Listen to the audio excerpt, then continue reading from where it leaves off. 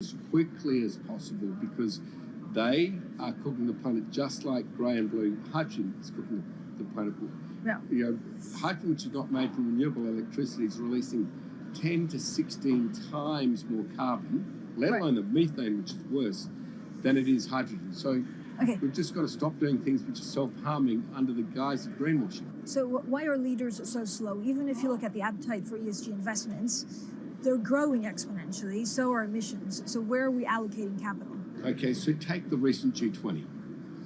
There's probably a reason why there wasn't strong action coming out of the G20 because people were not aware that major transactions between large companies were taking place now on green hydrogen, that actually this pollution-free all the way through the supply chain fuel was now being transacted at multi-billion-dollar scale.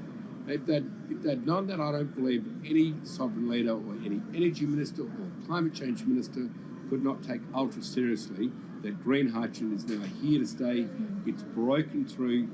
History has been made. It will never go back. Okay, what is the one thing that you would tell leaders today and business leaders? How do we transition faster than what we are now because we're at real risk of missing our targets? Oh, so that's really simple.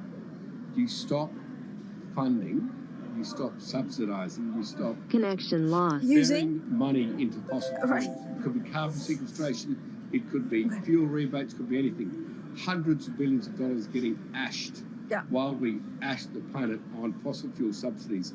Because we haven't had that renewable electricity, we haven't had that green hydrogen, it's kind of been pushed down. It's all sorts of excuses. Oh, it'll never be commercial, it'll never be supplied in the quantities we needed, you know, blah, blah, blah. Now we know, let's take action. It's practical, it's implementable, let's do it now. Okay, if we do it now, is there going to be a shock to the energy system? Is there going to be a shock actually to economically? And is it worth, you know, not talking about transition, just going from A to B? Yeah, it's a fantastic question. A to B is the solution. Let fossil fuels do what fossil fuels do. Just burn their coal, burn their oil, burn their gas. At least they're pumping up carbon and methane into the atmosphere, honestly. Well, not that honest because they don't measure methane, which is 90 times worse than carbon. But at least the carbon is being done honestly. Encourage the green hydrogen sector to come in really fast. Okay, it's there. There's renewable power all over the world. We now know how to make electrolyzers much cheaper, like 25% of the original cost. We know how to do that now. We don't have an excuse to get into it. Does it need to be cheaper than oil and fossil fuel for it to be viable worldwide? Well, right now it is. Okay, so let's just swallow that bit of financial data. Right now it is cheaper, and it's getting more cheap. It's the only fuel you know which is declining in value. You don't have enough of it, right, to power the world? Yes. That's only because we haven't had policies to support it. If we had policies to support it 5-10 years ago, it would be everywhere. You'd see the global warming budget start to come down. Now, we've got 5 or 10 years to make a huge difference. I need policy leaders all over the world to appreciate now, okay, big business is transacting with green hydrogen in multi-billion-dollar agreements. We now know it's here and it's here to stay. Let's spread it everywhere. Coming up on the program, the hydrogen revolution. We'll speak with the CEO of Italian utility firm Snam about his new book and why he thinks green hydrogen will be competitive in just 5 years. Plus, how are airlines working to become more sustainable? We'll look at how Airbus plans to step up in the climate fight. This is Bloomberg Green.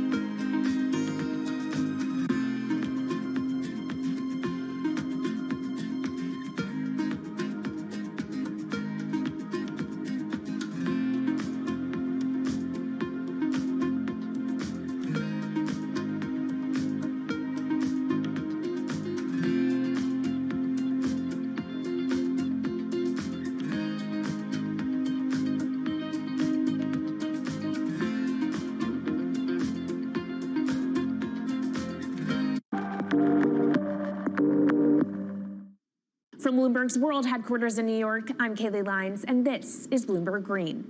What will the world look like in 2050? Will global temperatures have stabilized, electric vehicles be abundant, and solar and wind power homes around the world? According to Marco Alvera, the CEO of Italian energy company Snam, that vision of the future could be a reality. And he says that hydrogen will pave its way. As he tells it in his new book, The Hydrogen Revolution, Alvera's moment of reckoning came in November 2018 when he tasked the Snam Scenarios team with studying how Europe could reduce its CO2 emissions to zero by 2050. Looking through the results of the study, Alvera said he was struck by how much hydrogen was in Europe's energy mix by that year. Beyond the abundance of hydrogen, the SNAM model also predicted that it would be the cheapest form of decarbonized energy for many sectors, and that it could be cheaper than today's prices for oil, coal, and nuclear power. Our Maria Tadeo spoke with Alvera at COP26. It's happening all very fast. We see the cost of hydrogen coming down a lot. Hydrogen will play a big role in the energy mix. I don't know if it's going to be 15 or 25% of a fully decarbonized energy system, but it's going to be big. Costs are coming down, and people are waking up to the fact that it's the only way to decarbonize certain sectors, the so-called hard-to-abate sectors. And you say it's the only way and the costs are coming down. Where do you see prices moving? Because a lot of the reticence at times has to do with the pricing, that some argue, well, it's still not the cheapest option on the market. So when I was first working in hydrogen in 2004, it was costing $1,000 per megawatt hour. 2010, $600. Today, $100, and we see it going down to $50 in 5 years' time, and to going down to $25 per megawatt hour in the next 10 years or so, which is a quarter of where it is today. That's really because renewable energy, and we're talking green hydrogen here, renewable energy costs are falling, but the cost of making the electrolyzer, which is the kit that you use to convert solar or wind energy and water into hydrogen, the cost of this kit is falling a lot because it doesn't really exist on an industrial scale. So as we build up capacity, we industrialize it, we standardize it, and we squeeze costs out. That's really the cost trajectory. And for that, of course, you need demand, however, for governments and also institutions to kind of buy into this idea that it is the future and we want to invest and create infrastructure. What are they telling you? When you speak to governments, when you speak to officials, are they keen on this? They're very keen. So the Department of Energy shares our view in the States of getting to below $1 a kilo, which is $25 a megawatt hour. The European Union has a hydrogen strategy, which is very clear, and several member states have the same. Chile wants to export a lot of hydrogen. China's big on hydrogen. Australia is very big on hydrogen. Japan is blending already hydrogen. So I would say the world is now really focused on this because it's the only way to store energy for a long period of time economically is to convert it into either a liquid or a gas. And of course, you talk about the price, but the other big component is the volume. You know, how big can you go? Where do you see that on a time scale? So wherever it's sunny or windy, you can produce very cheap hydrogen eventually.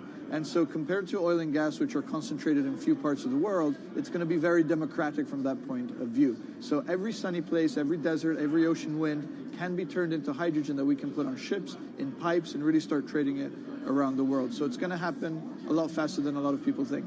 So, and when you say a lot faster, what is that in time? As I said, $50, which is essentially oil parity within 5 years. And then, depending on how quickly we ramp it up after that, we could get to $25, which is coal parity before the end of the decade. And in big scale. In big scale, because once you get to coal parity, that's the only way we're going to get China and India to stop burning new coal. We have businesses in China and in India, and I see a lot of hydrogen development, a lot of renewable development in both countries. The India announcement was incredibly strong on 2030. Some people were upset about the 2017 net zero deadline, but when it comes to 30, he announced a big commitment to get to 50% renewables. Were you surprised by it? I was surprised that they would make it so explicit, and even the net zero is a big thing for them. And so I think it will happen faster than 2070 because of the falling cost of renewable and hydrogen. India's burning 80 gigawatt of oil, of diesel, to keep the lights on. So there's an immediate opportunity there, and we're very interested in working that country. And with regards to China, perhaps the fact that we haven't really seen them active, I guess the diplomats are working on this, but we haven't really seen the leadership. It's going to be technology, it's going to be industry. I think China has committed to a net zero, which is very important. At the G20, China was clearly behind the 1.5 degrees. So I think a lot has been achieved between the G20 and COP. And I think what's really important is to see in the coming years how quick it's in our hands to make part of this happen in 5 years, or it could otherwise happen in 15, 20 years. It's about building the project. The capital is there. We saw how many trillions of dollars are already committed. What's missing is really the projects, and that's where companies like us step in. Marco Alvera, CEO of SNAM there, speaking with our Maria Tadeo. Let's turn now to the aviation industry. It's a big contributor to global greenhouse gas emissions, and it's under pressure to change that. In October, the International Air Transport Association, a trade body representing airlines, approved a target of achieving net zero emissions by 2050. To achieve that, many airlines in the US and Europe are looking to buy sustainable aviation fuel made from renewable sources like used vegetable oil. Initiatives like these are pushing plane makers to come up with some radical new aircraft that will eventually cater to our growing appetite for travel without hurting the environment. We took a look at how Airbus, the world's #2 aircraft manufacturer, is stepping up to the challenge. How long until we can fly emission-free? Airbus says it's more confident by the day it can be done by its 2035 target. Airbus's CEO spoke about its ambitions for hydrogen-powered planes at the company's summit in France. The physics works. Hydrogen technologies are not new. They are used in other sectors. We use them in space on our rockets, and we don't need the laws of physics to change to be able to use hydrogen on our planes. So every day we become more confident, but we think we need to have a plane, we need to have the right fuels, the hydrogen available in the right quantity at the right place at the right time, and we need the regulations to be ready. So we really need the work and the collaboration of many people around the globe to make it happen on time. But it could be a long wait until green passenger jets go mainstream. Larger aircraft with more than 150 seats are not expected to feature globally until about 2050. That means manufacturers and airlines today are under growing pressure to ramp up short-term innovations to cut their carbon. In the long term, meeting the ambitious plans for so-called green hydrogen means building a giant industry almost from scratch. To make that happen, British airline EasyJet is among those saying governments need to get involved and fast. Aviation's emissions over the last 3 decades leading up to the pandemic grew by about 80% to over 1 gigaton, and that's projected to double by 2050. According to Bloomberg NEF, about half of the airlines with the largest global market share have set net zero targets by that same date, nearly 3 decades away. Coming up, from blue sky projects to the bottom line. We'll speak with our Bloomberg NEF expert Meredith Annex and dig into their models about how hydrogen fits into the future energy mix. This is Bloomberg Green.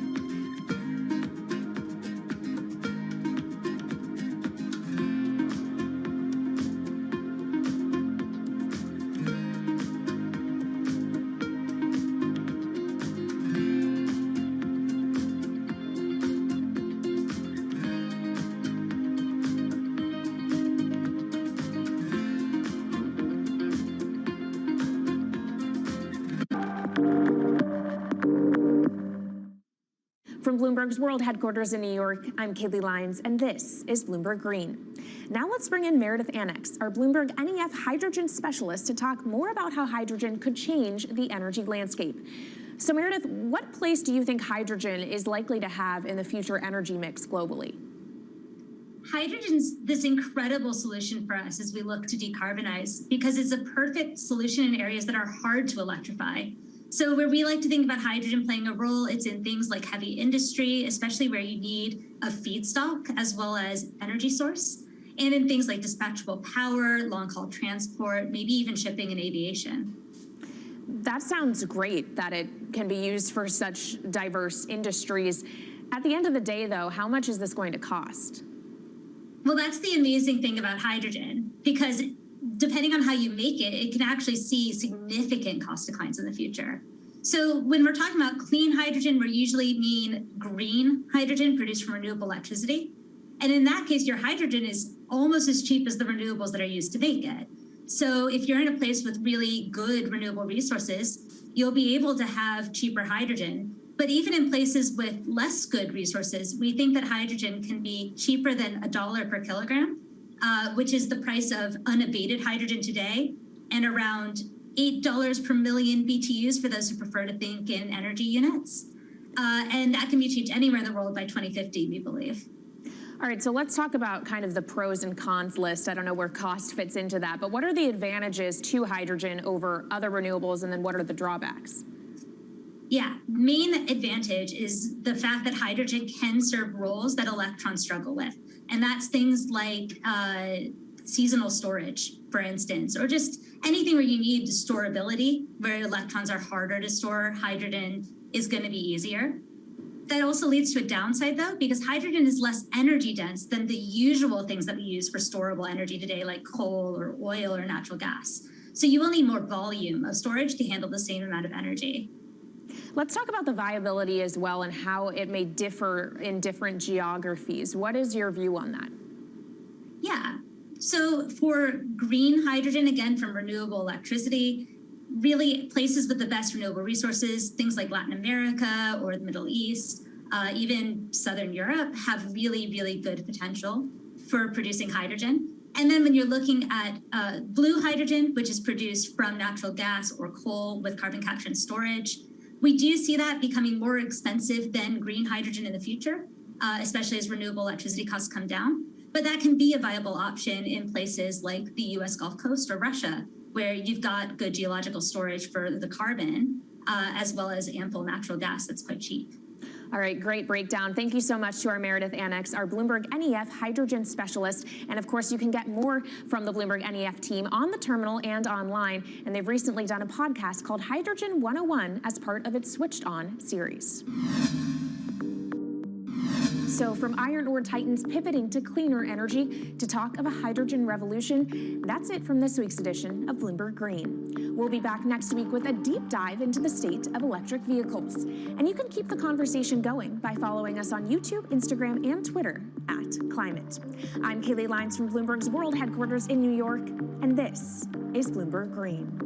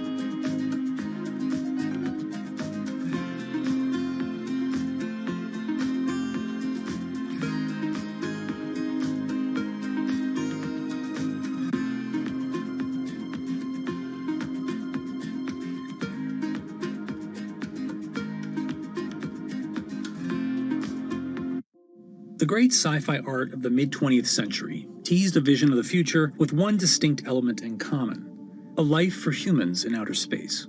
Whether vacationing on an exotic new planet or commuting to the moon for business, space travel seemed like it was just around the corner. Yet here we are, a half-century later, and only about 500 human beings have ever left the bounds of Earth's atmosphere. But thanks to a set of ambitious private companies betting on the promise of space tourism, that long-awaited future could be here sooner than we think.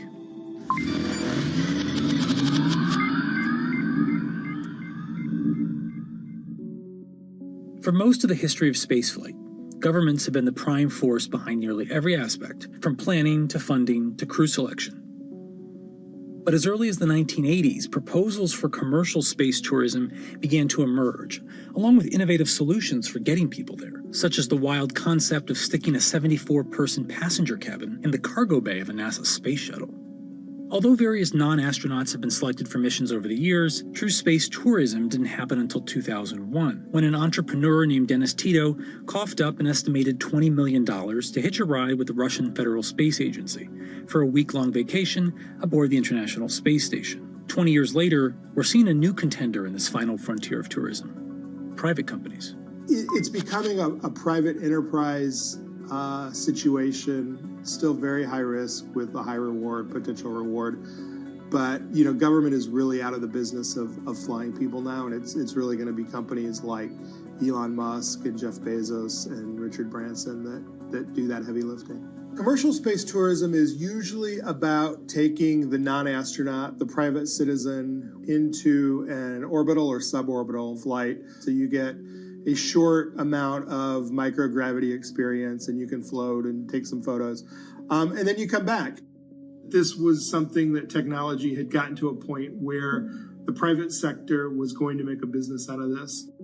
There are multiple companies that want to get to the place where they fly people into space. The first of these is Blue Origin, founded in 2000 by Jeff Bezos. Using the autonomous rocket system New Shepard, a tribute to the first American in space, Blue Origin plans to launch up to 6 passengers at a time, offering a rarefied treat of 62-mile-high views and a momentary experience of weightlessness. Booking officially kicked off in May 2021, with the very first seat to be auctioned off for charity. Meanwhile, Richard Branson's Virgin Galactic has also been pursuing a viable form of suborbital tourism, aiming for a launch in 2022 once Sir Richard himself has taken a flight. I'm hoping to be able to go to space. I'd love to be able to coincide it with the moon landing and go to space. So I've got the whip on the team, and we'll see how we go. The company claims to have lined up over 600 seat reservations so far, including Justin Bieber and Leonardo DiCaprio.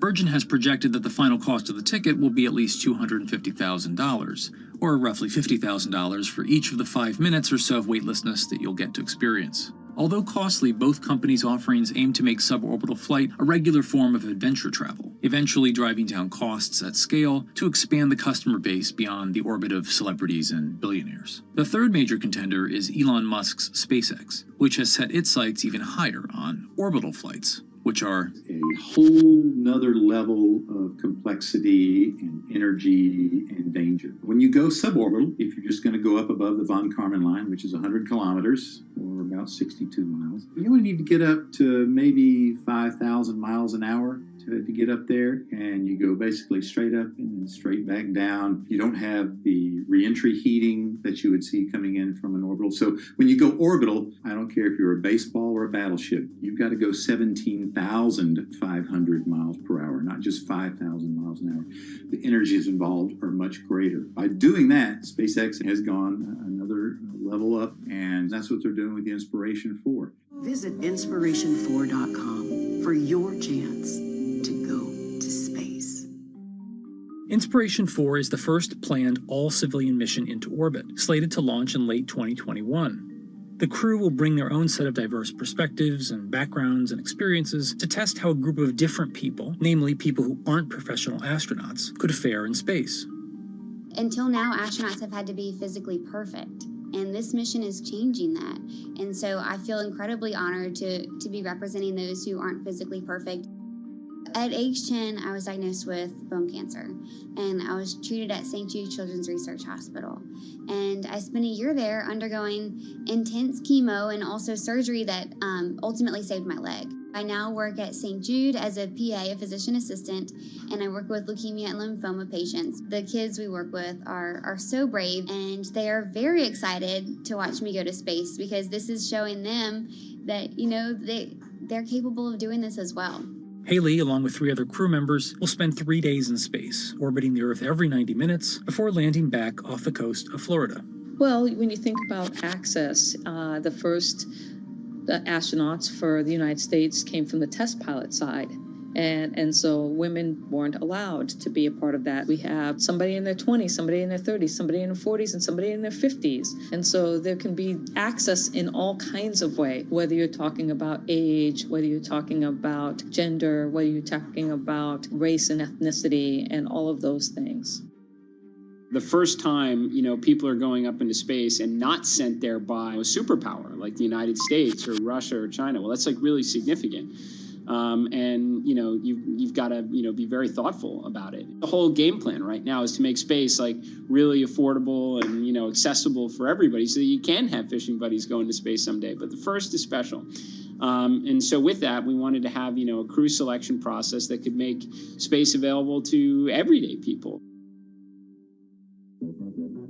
Getting to space is only the first step for space tourism. The next challenge is what to do and where to stay when you get there. Axiom Space is planning to launch the first segment of a new commercial space station in 2024. Their $2 billion project, called Ax Station, will become the first free-flying private international space station. Or, to use a more consumer-friendly term, a space hotel. Axiom isn't the only company out to make your space stay a little more comfortable. Bigelow Aerospace has been building what they call expandable habitat technology, like their B330, an inflatable pod module that expands once in orbit. There's even one attached to the International Space Station right now they've been testing. And you take it up and it's rather small, and then you inflate it, and it seems to be working very, very well. This is likely to be the first kind of tourist hotel that you're going to see up in space. First of all, it's easier to carry instead of this giant tin can with all of that. The inflatables are lighter. You just blow them up, and they get a nice big size for about less than half the weight probably. But even as space missions become accessible to civilians, the risks of going into space are incredibly high. And you could die 1,000 ways that we can think of and 1,000 other ways that we can't think of. This is Michelle Hanlon. She's a space lawyer at the Mississippi School of Law, focused on protecting humans in outer space. Now, I'm not an attorney for any of the space tourists, so I haven't been privy to their private contracts. But I can tell you that the FAA requires certain waivers to be in those contracts. So, for example, the FAA says, well, we're not going to make you make your spacecraft to a certain safety level.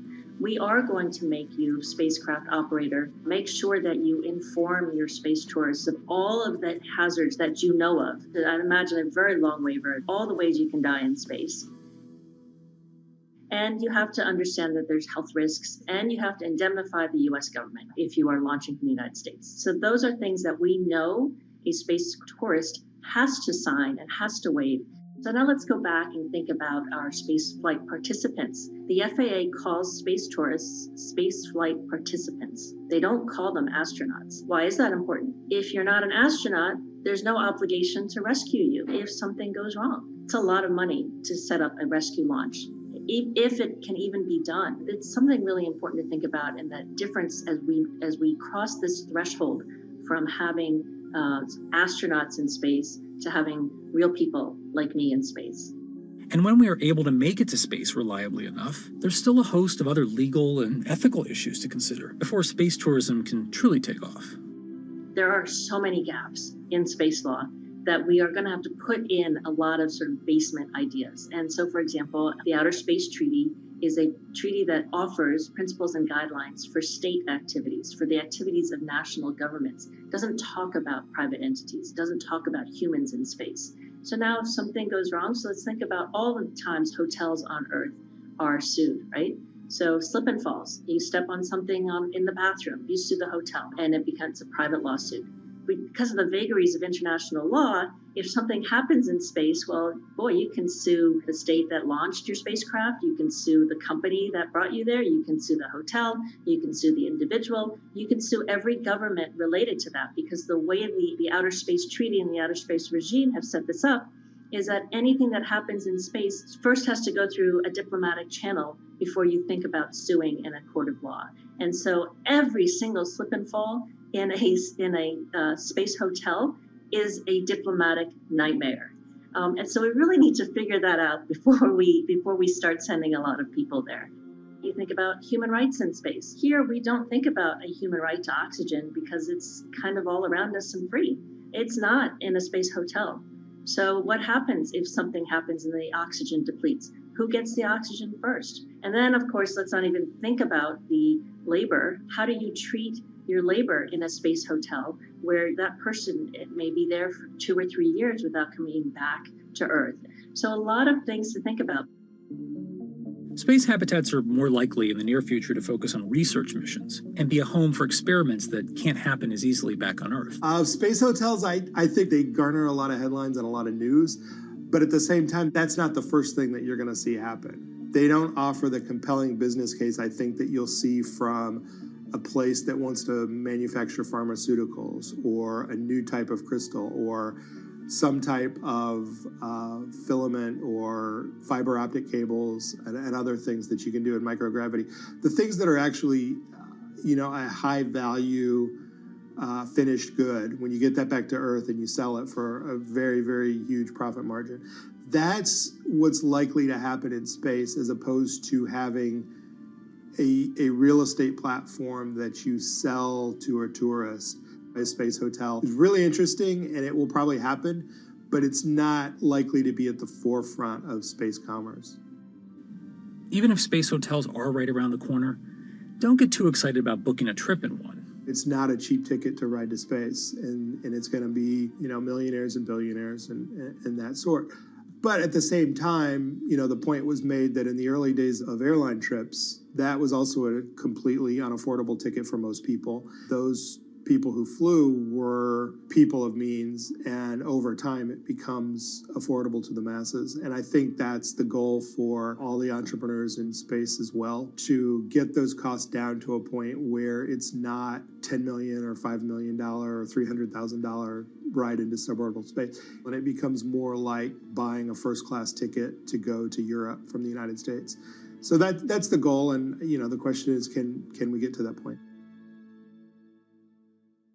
Given the immense operating costs of getting to space, it may be years, if ever, until space tourism becomes a profitable venture for any of these companies. Virgin Galactic, the only publicly traded company of the three, has had a particularly rocky year, initially riding on the momentum of a SPAC deal, but more recently beset by launch delays and major funders, including Branson himself, selling large quantities of their stock in the company.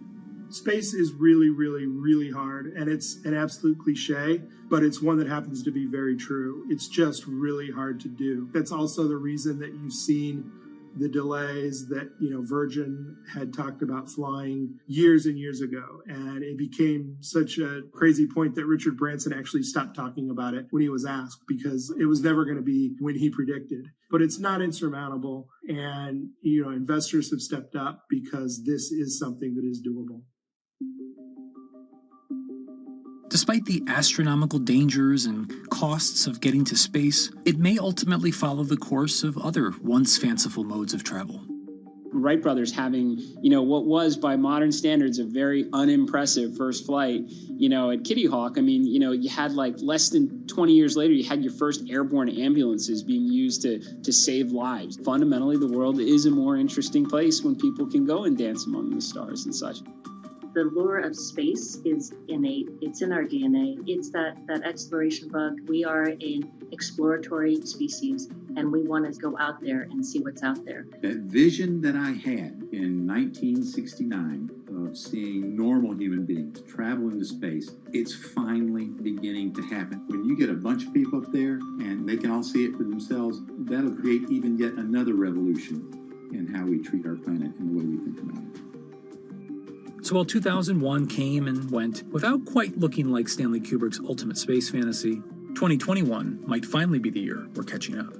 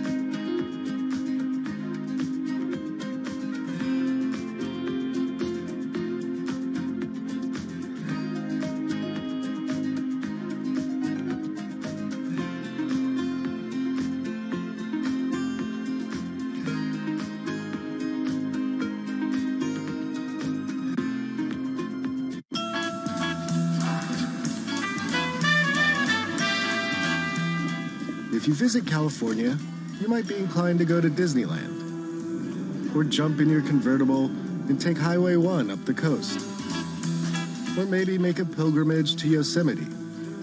All very fine choices. But if you're the kind of person who revels in our planet's extremes, then it's Route 395 that you're after.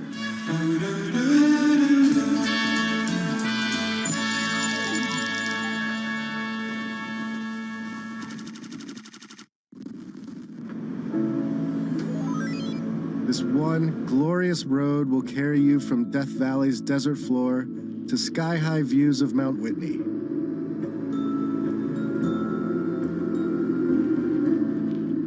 You can see the 5,000-year-old bristlecone pines, the oldest living organisms. Or the bizarre tufa towers of Mono Lake. And true to California's boom and bust spirit, you can saunter around the ghost town of Bodie. What a novel experience to find an empty American city where all the businesses are shut down.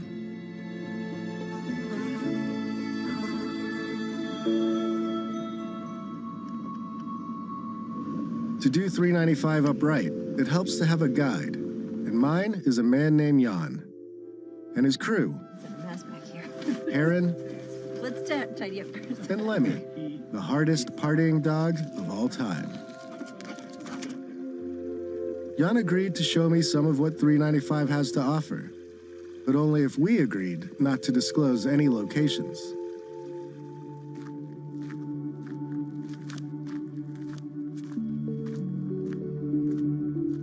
My name is Jan Srostra. I'm an industrial designer out of LA, and I spend a lot of time camping and a lot of time in the Eastern Sierra. It's a place I love, and sometimes I'm known as 395 North because my Instagram account, and I don't like to be known as that, but I'm trying to use it to set a good example and do more with it than just social media.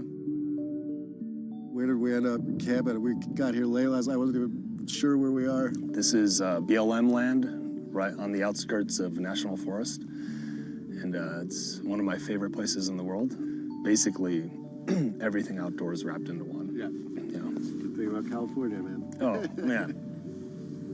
We have so much national forest and public land that you can literally just cruise out and find a place to camp. It's ours. What I wish was mine is Jan's sweet truck. It's a 2019 Ford Ranger. Has about 200 watts of solar in it and a fridge, and has everything that an RV has except for a toilet, but just on a smaller, simple scale. And you drive us around day to day in LA. Yep. And then just roll out when you want. It's my daily driver. Handles great. And then when I'm done with work, I can just bail and go camping. So the camper basically has only what I need. Think of it as backpacking with a car. Yeah. The fridge has a couple compartments. This is just a kitchen box, stove, utensils, and a bunch of stuff. This one has just dry food. Then when you get inside, there's a bed. The bed flips up, so you've got tons of room in here. This awning is phenomenal. If you want to pull that over.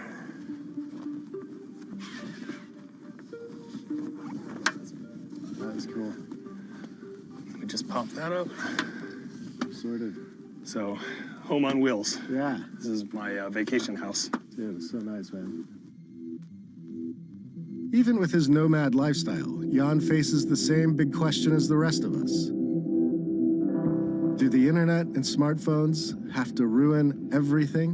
When you find the super special, beautiful spots, is that you busting out a map and like looking where it might be cool to go, or is it word of mouth and just getting to know people, the locals? And if I see a dirt road, I just want to go down it. So a lot of it's just aimless rambling. It's a desire to just see something. Check that out. For some reason, it's more fulfilling than getting a recommendation from somebody. Or there's tons of apps and websites now, road trip apps, camping apps. They've proliferated. The knowledge is accessible on the internet, right? I used to fight the geotags, and I would get really pissed off. Like, why are you posting this place? It's gonna blow up, it's gonna get trashed. Now I've realized that you can't fight it. The internet has just shrunk the world. So we're not gonna stop it. We're not gonna stop people from going there. So I'm a lot more focused in conversation now with trying to set a good example. When you go, pick up your trash. When you're pooping out in the wilderness, don't leave your toilet paper on the top. You know, make sure you follow, good steps for leaving no trace. As a thank you for this quick guide to pooping etiquette, we made Jan, Heron, and Lemmy some tacos. And we all took in the night sky and knocked back a couple of drinks. Take that, Apocalypse.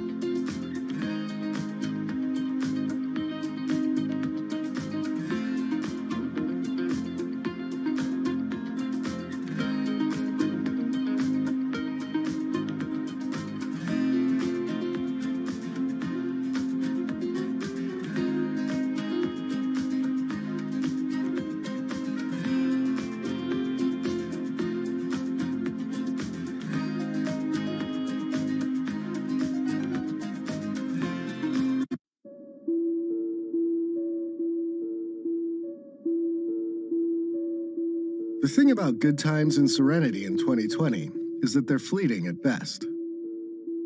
After we split up from Jan and continued on our way, smoke started to envelop us.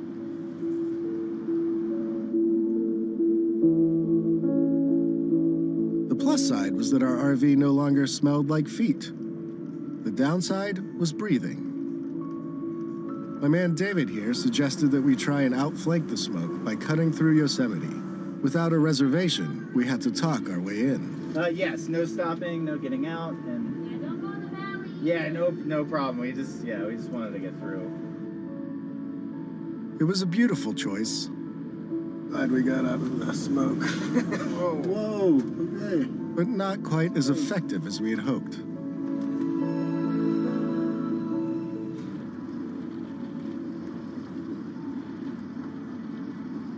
Fast forward 4 hours or so, and we had managed to trade the smoky majesty of Yosemite for the smoky, Look at it.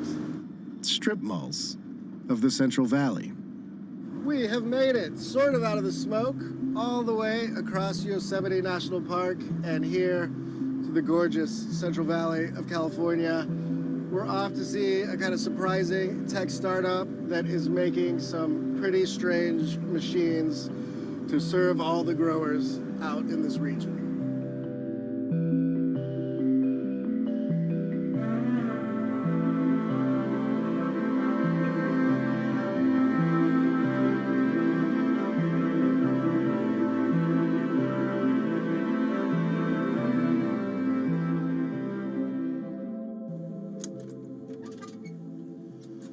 And we're here in this near Fresno. This is California farm country, right?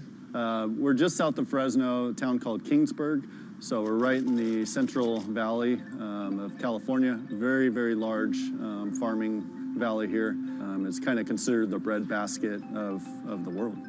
The Central Valley stretches out over about 20,000 square miles, and the farmers here produce about 1/4 of the food that Americans eat, including a whole lot of fruits and nuts.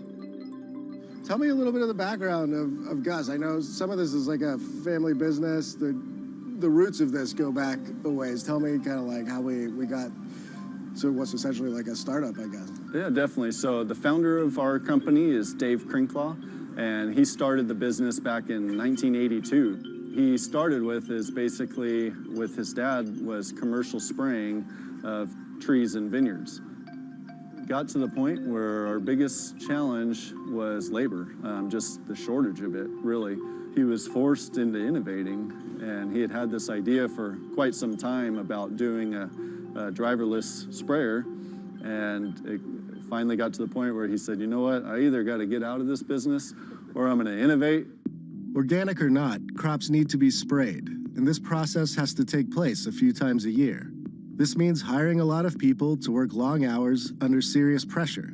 And so, just like the tech bros to the north, Gus decided to solve all of its problems with robots. On this like labor point, you guys have set this up where you can have somebody in a truck and that one person can monitor, I think, like 8 of these. In order to operate Gus, you have one guy or girl that sits in a pickup and they monitor from a laptop computer.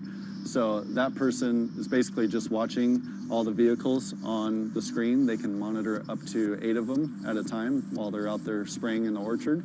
And so that user interface really provides them with all the information they need to make sure that the machines are safe and that they're doing the correct job. So it tells them what speed they're driving, the engine RPM, the amount of gallonage per acre that they're applying at any given time. So if any one of the machines has an issue, it's going to send an alert to that laptop. Much like a self-driving car, these beasts use GPS, LiDAR, and cameras to see and navigate the world around them. They also rely on pre-built maps of the orchards for extra guidance.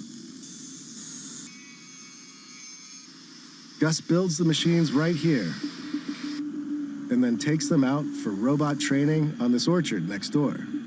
It's here that the company learns if the machines will behave and do as their software and human masters command. So this is kind of like this is a test orchard where you guys put it through the paces and work on the technology? Yeah, so this is our test orchard right here. It's right by our building, as you can see in the background. So every new machine, as it comes off the assembly line, it's put through a commissioning test right here. We test all the sensors on the machine, autonomous computer, all the safety systems, make sure it's doing what it's doing prior to when it's delivered to a customer. So what's it doing now? So right now he's doing a test spray. So he's just turning the water on to make sure that the system comes up to pressure, spraying water out of the nozzles just to make sure it's all functioning properly. Okay. It's got like a crazy turbine at the back, or? Yeah, so it's basically just a big fan. Okay. And that fan's driven off of the Cummins diesel motor, and it just basically creates a big airflow. Gus is already selling these vehicles to brave modern farmers. And people the world over have taken notice of its machines And have you just sold them in the Central Valley or like throughout the U.S. or even overseas, or where are they going? Yeah, so right now the majority of our machines are here in California in the Central Valley. However, we do have machines and customers in Florida, in the citrus industry over there, as well as Australia. And I think you started selling them in like December of 2019? Yeah, so we started taking orders early last year for the sprayers, and the first deliveries we made were in December of 2019. Okay, so. And how much do they cost each? So our retail price on these machines is $285,000. So it's not a small investment, but I'm sure the regular sprayers aren't cheap Yeah, either. I mean, we're honestly not too far away from conventional equipment on our price, and the main thing is that the return on investment is very quick due to all the labor savings and the increased efficiency. I mean, these machines, they just thrive. But basically what we're doing, besides this machine, this is our first machine. We call it Orchard Gus, mainly designed for your nut trees, as well as citrus and fruit. In the future, we're working on a few other projects. We're going to do more machines. One of them is actually a vineyard sprayer. So vineyards are much tighter spacing, so the machine has to be physically smaller. And then we've got our eyes on doing a lot of other innovating.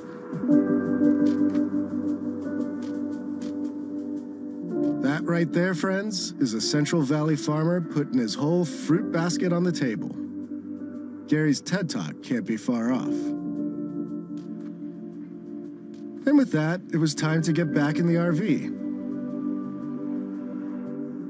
and to confront what happens when three men are bested by their own failings and the forces of entropy.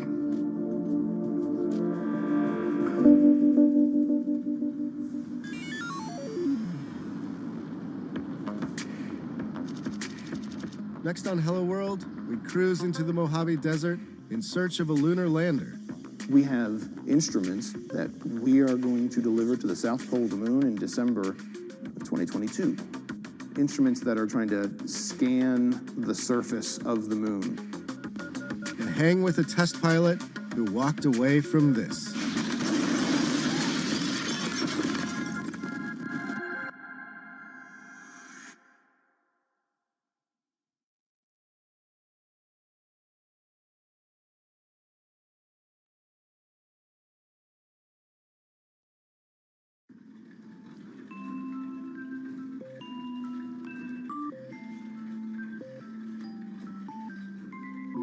Meet Betty. She lives by herself, but for the last few months, she hasn't been alone. LQ, tell me a joke. Did you hear about the claustrophobic astronaut? No. Apparently, he just needed a little space. Most technology isn't made for 93-year-olds. But this woman is making sure that this particular robot is. I like you. Who are you? She's researching the way we interact with machines. And if she has her way, robots will soon be a trusty companion for all of us. My name is LQ. How can I help you? As technology replaces old jobs, it's also creating new ones. I'm Aki Ito, and I'm here to show you the jobs of the future.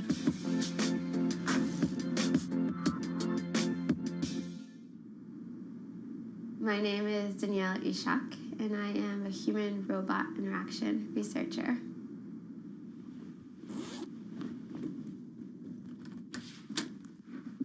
It's really hard to intuitively design a robot meant for a consumer audience.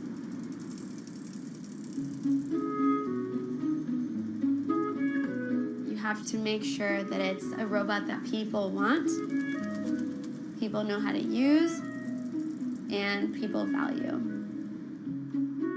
Danielle works for an Israeli startup called Intuition Robotics. Its U.S. office is here in downtown San Francisco. Hello. Hey Danielle, it's Aki. Come on in. The company is funded by a couple big names like Samsung and Toyota.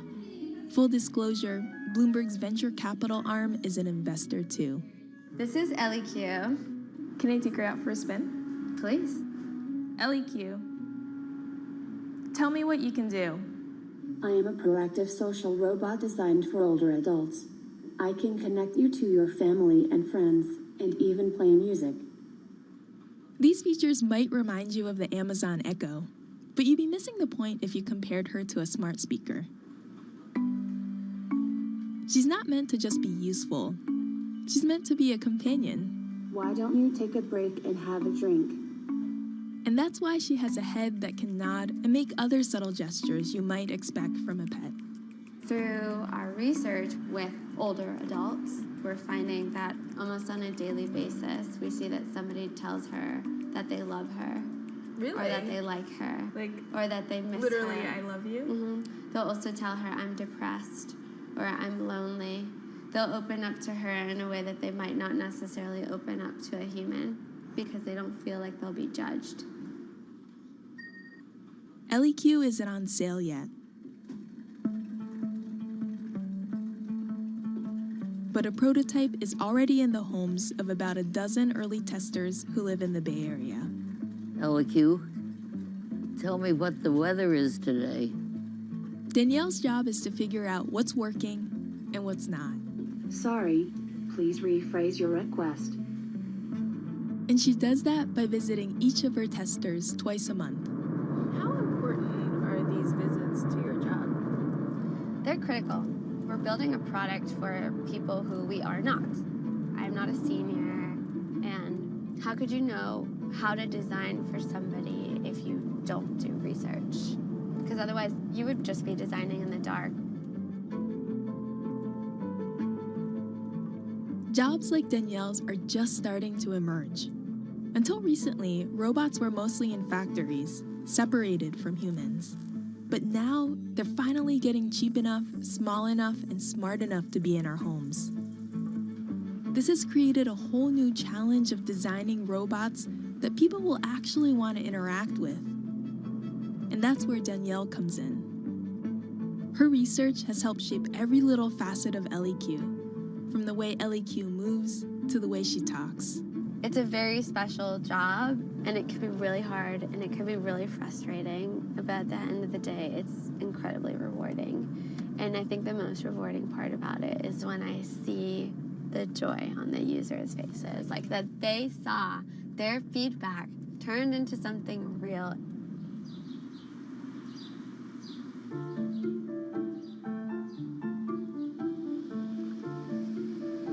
Today, we've driven east of San Francisco to go see one of Danielle's research participants. LQ, tell me something interesting. Did you know that Ronald Reagan was a lifeguard in high school and saved 77 people's lives? Now, see, this is where a conversation is. She should open up and I should say, no, I did not know that. I expect her to be able to continue a conversation for at least a couple of comments. Yeah. And why is that? Why? Yeah. Because that's companionship.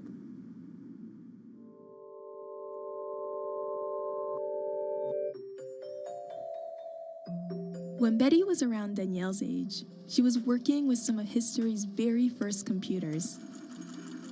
When I was finishing up my master's degree, I was working at Harvard in the computer lab when they were building Mark IV. A large room-sized computer. But now, this artificial intelligence stuff is amazing. LQ? Yes? Schedule a doctor's appointment. No problem. I'm working on it. When Danielle brought along the idea of working with robotics for the elderly, I said, are you kidding me? Will older people connect to a robot? And she said, I don't know, let's research and find out.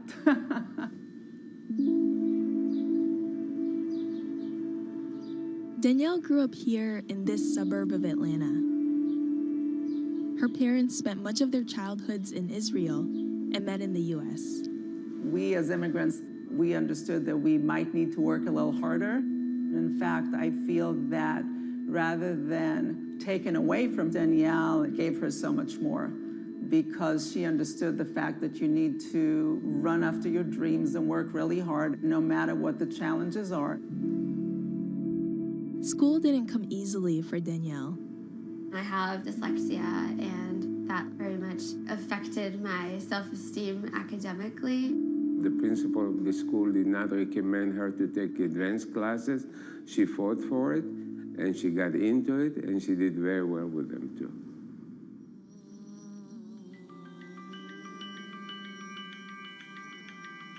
Danielle's first job out of grad school was at X, the secretive research facility founded by Google. It's known for dreaming up all kinds of wacky, far-flung ideas. Can you tell us about the moonshots you worked on? No, I can't tell you too much about the projects that I worked on. I can't say that I was working on robotics. She loved the job, but wanted to work on something that would reach real consumers sooner. So she left X after a year and joined Intuition Robotics.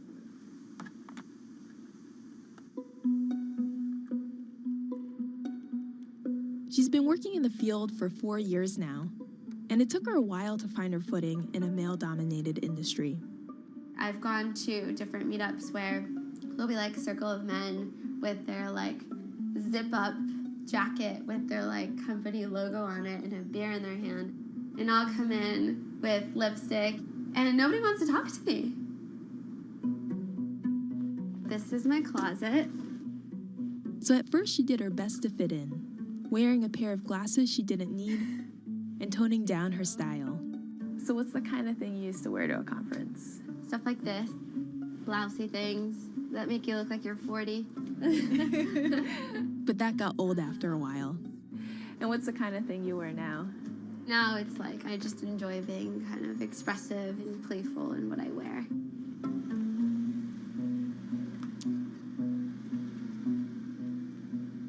Before we wrap up for the day, Danielle has one more LEQ tester to visit.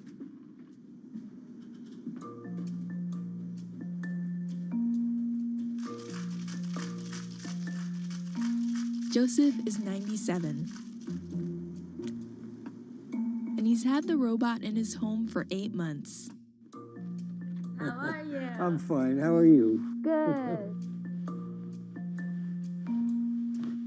How has Miss LEQ been? She always tells me to take a drink of water at least 4 times a day. So, we added a whole bunch of new facts to LEQ. Did you know that a cup of chopped red bell pepper contains more vitamin C than an orange? Okay. What did you think of that? Certainly, the print was, I could see that quite clearly. What about this? Well, I can see that. LEQ, play music. No problem. It will begin shortly.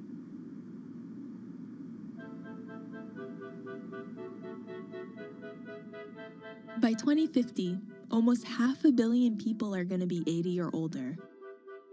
And if current trends continue, more and more are going to be like Joseph and Betty, living alone. LEQ, stop.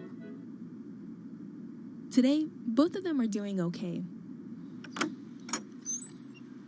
But some of Danielle's other participants have been struggling.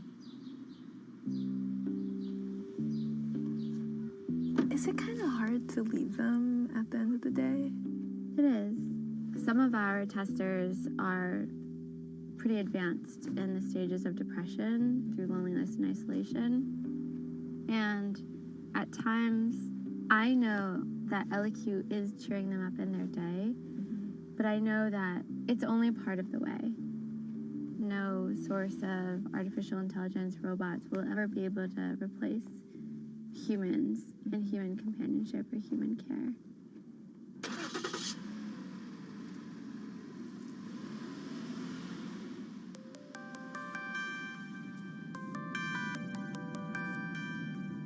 The key to Danielle's work is to embrace that very limitation of machines. Robots should help humans do what they love, help humans interact with more humans, help humans in general. not pull humans away from humans, not take humans' jobs and leave humans without purpose. Whether it's in our workplaces or in our homes, robots are soon going to be everywhere. And it's up to Danielle to make sure this robot-filled future leaves us just a little better off. So don't be afraid. And if you are afraid, come and join us, because I promise it's a friendly place.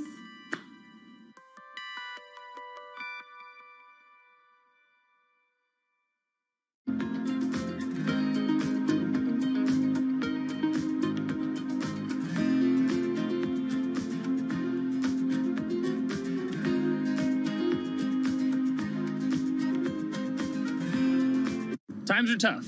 Jobs are scarce. It's risky to be outside and around others. Seems like there's very few ways to make extra money during a pandemic. So I guess I'll just hunker down and binge social media until this all blows over. Wait, don't these people make money? How do these people make money?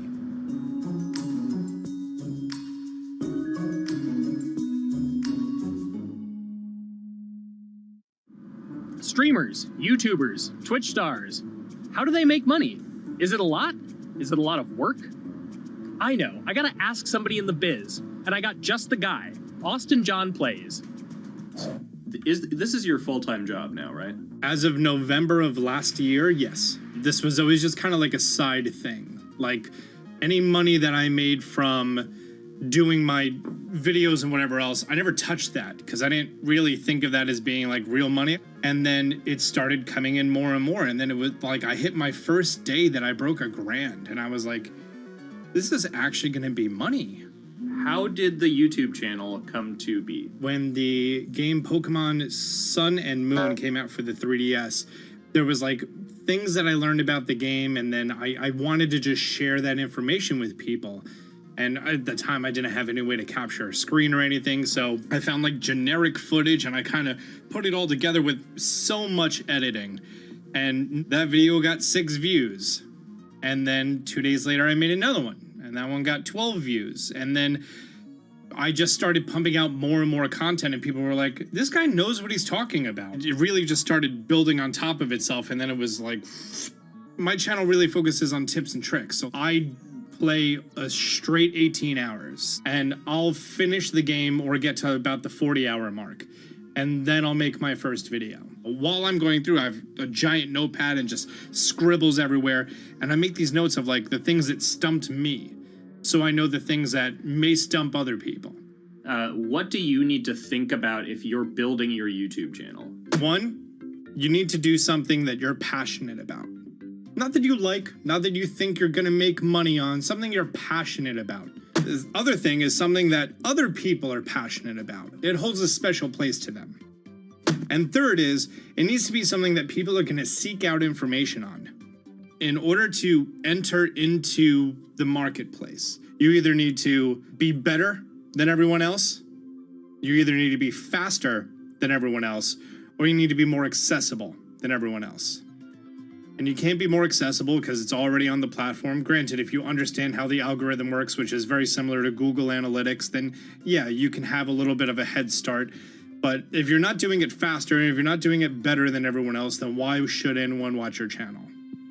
So my income as a YouTuber kind of breaks down to 3 different ways. 1, which is the bulk of it, which is ad revenue. Whenever you go and you watch a video and then there's an ad and then you wait 5 seconds and you hit the bottom right corner and then you go on to the next video, or a non-skippable ad, or the video starts immediately, you get the little banner ad at the bottom, or if you scroll down from the video, the first thing that shows there is an ad. Those are the 4 different types of ads that can appear on every single YouTube video. And all of them pay a certain amount. It varies on lots of things, like the country of the person who posts it, the country of the person who watches it, the time of year, where you are in the quarter, if there's anything going on with a reduction in ad revenue. Like, great example, COVID-19, companies weren't spending as much on advertising. So because of that, CPM went down. CPM stands for click per thousand. am using the Roman numeral for 1,000. And that means that for every 1,000 views, you get a certain amount of money. Now, on low ads, when I first started off, my CPM was 30 cents. So every 1,000 views, I made 30 cents. But then once I signed with an MCN and I started making more quality content and more engaging content, some of my better videos and certain times of the year, I can see CPMs as high as $12 to $14. And there's a big fluctuation between, you know, if I post a video when there's no ads being spent like January and February, that's the reason a lot of your favorite YouTubers and also TV shows don't post new videos in that time of year because ad rates are down. Why are they going to make content then? Instead, you're recording and you're bulking up for when ad revenue is higher. The second way that a YouTuber makes income is support, crowdfunding, things like that. When I first started off, Patreon was really the only option, but then they started rolling out supporters and members for YouTube channels. So whenever I have a live stream, you can click a button and then you can become a member, and then you get special icons next to your name. I believe they're called badges, or on any video, you can hit the join button and that helps support the channel. And then the third aspect of that would be merch. And for me, my merch has been somewhat basic. In fact, I'm wearing one of my t-shirts from last year right now. You have to endure the times that your first video gets 6 views, that you posted on Reddit and they say, shut up, and then an auto mod bans you. You have to go through that, because until you go through that and you discover why you're doing it, you're not doing it for other people, you're doing it for yourself. If you're not loving what you do, then it's not worth it. Huh. So make a channel about something that I'm passionate about. Oh, sweet. I guess I can make the channel about that.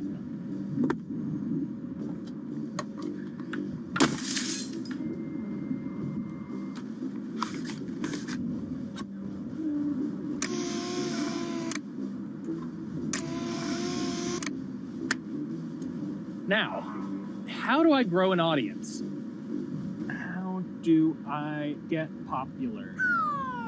It's all about diversification, right? You have to have a massive Twitter following. You have to have a massive Instagram following. You have to have a massive YouTube following. Of course, you have to be on Twitch, which is the key platform. But basically, any way you can get in front of your audience, you can engage with your audience, is going to drive those clicks, which ultimately drives the advertiser revenue that you get back from all of these platforms. It's me and Dan playing video games and talking in a funny manner over them. They're not just people who are good at games, they're actually people who are good at online engagement, online entertainment, first and foremost. You have the right to remain stylish. Anything you wear can and will be used against you in the court of fashion. The streamer is either very, very talented at the game. The best player in the game is generally going to draw a crowd because people like watching people who are very good. On the other hand, they're either very, very good or funny, charismatic, whatever it is on that side. Oh, no. You know, it becomes more of a show where they talk about other things outside of the gaming world, and gaming becomes really just a backdrop and an excuse to engage with that audience. There were those weird, like, Ronald McDonald, like, straight to VHS movies. You remember those? I'm personable, I'm chatty. I would kind of, you know, when boring things were happening in the game, I would ramble on about, you know, movies I'd watched or books I'd read and, you know, or conversations I'd had and stuff like that. And so I think being personable was a big part of that. It's not just getting on and playing games. It's getting on and being an entertainer. You are putting on a show. All right, now let me go ahead and grab the samurai sword that every gym has. Okay, he's dead. To have a larger audience and to have that audience, I think, stay with you, you have to bring something extra. You know, you have to find your niche. You have to find what works and what connects with the audience and what makes them laugh and what makes them keep coming back. You gotta make it a little more exciting, all right? Throw in a hanging bishop. Have everybody in suspense for a moment. I think the real most important thing is to just get used to being on camera. Like in any sort of performance thing, is get used to talking on camera. You know, my first few videos were terrible, But because I sat down and did it for 6 to 8 hours a day, I just got used to talking and I got over that uncomfortable hump. If you go into Twitch purely with the expectation that you're going to make money, make a job out of it, have all this growth, and it's going to be great, you're probably going to burn out prior to getting to that point, because there's very little payoff for a long time, right? Like multiple years generally before you really start to see a payoff. And so, you know, those first few times you're streaming, nobody is there. One person shows up every 30 minutes, says hi maybe, and leaves, right? Like, it's very discouraging, I think, for a lot of people.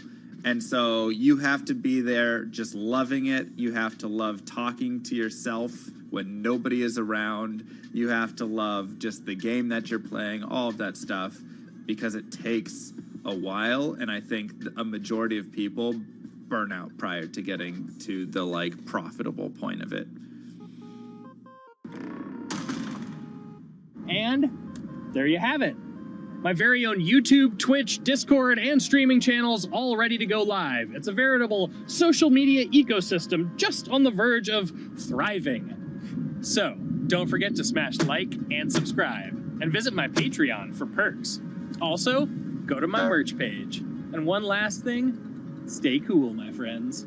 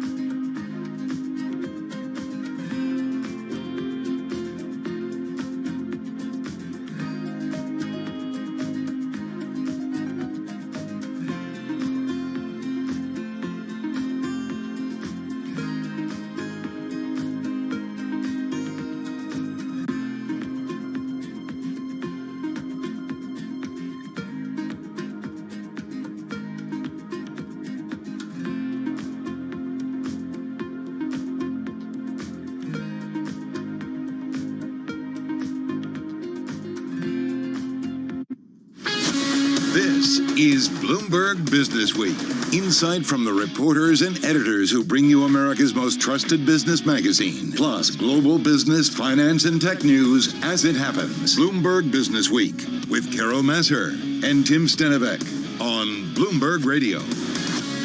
Matt Miller here in the Interactive Broker Studio, filling in for Tim Stenivek. It's my summer job. And Carol is out. She's gone. So I've got Jess Menton, thankfully, to help lead us through. I mean, it's key to have you here, Jess, because the markets, I wouldn't have guessed that we'd see a rally after inflation comes in hotter than anticipated. Exactly. And looking at where the, obvious, even the S&P 500, for instance, it's above that 4,200 level on the S&P 500 that's been clearly the resistance over the past year. We saw that happen about a week ago, Matt. So it's going to be interesting to see if that actually can be sustainable and what actually happens once we get to the beginning of next week. Obviously a holiday on Monday, but how things open on Tuesday. I'm looking forward to speaking with Savita Subramanian from Bank America. She raised her year-end price target on the S&P 500 along with a couple of other strategists. So we'll find out what's behind the bullish sentiment. And then we're going to talk with Dan Coe a little bit later, Senior Principal and Portfolio Manager at Eagle Point Credit Management.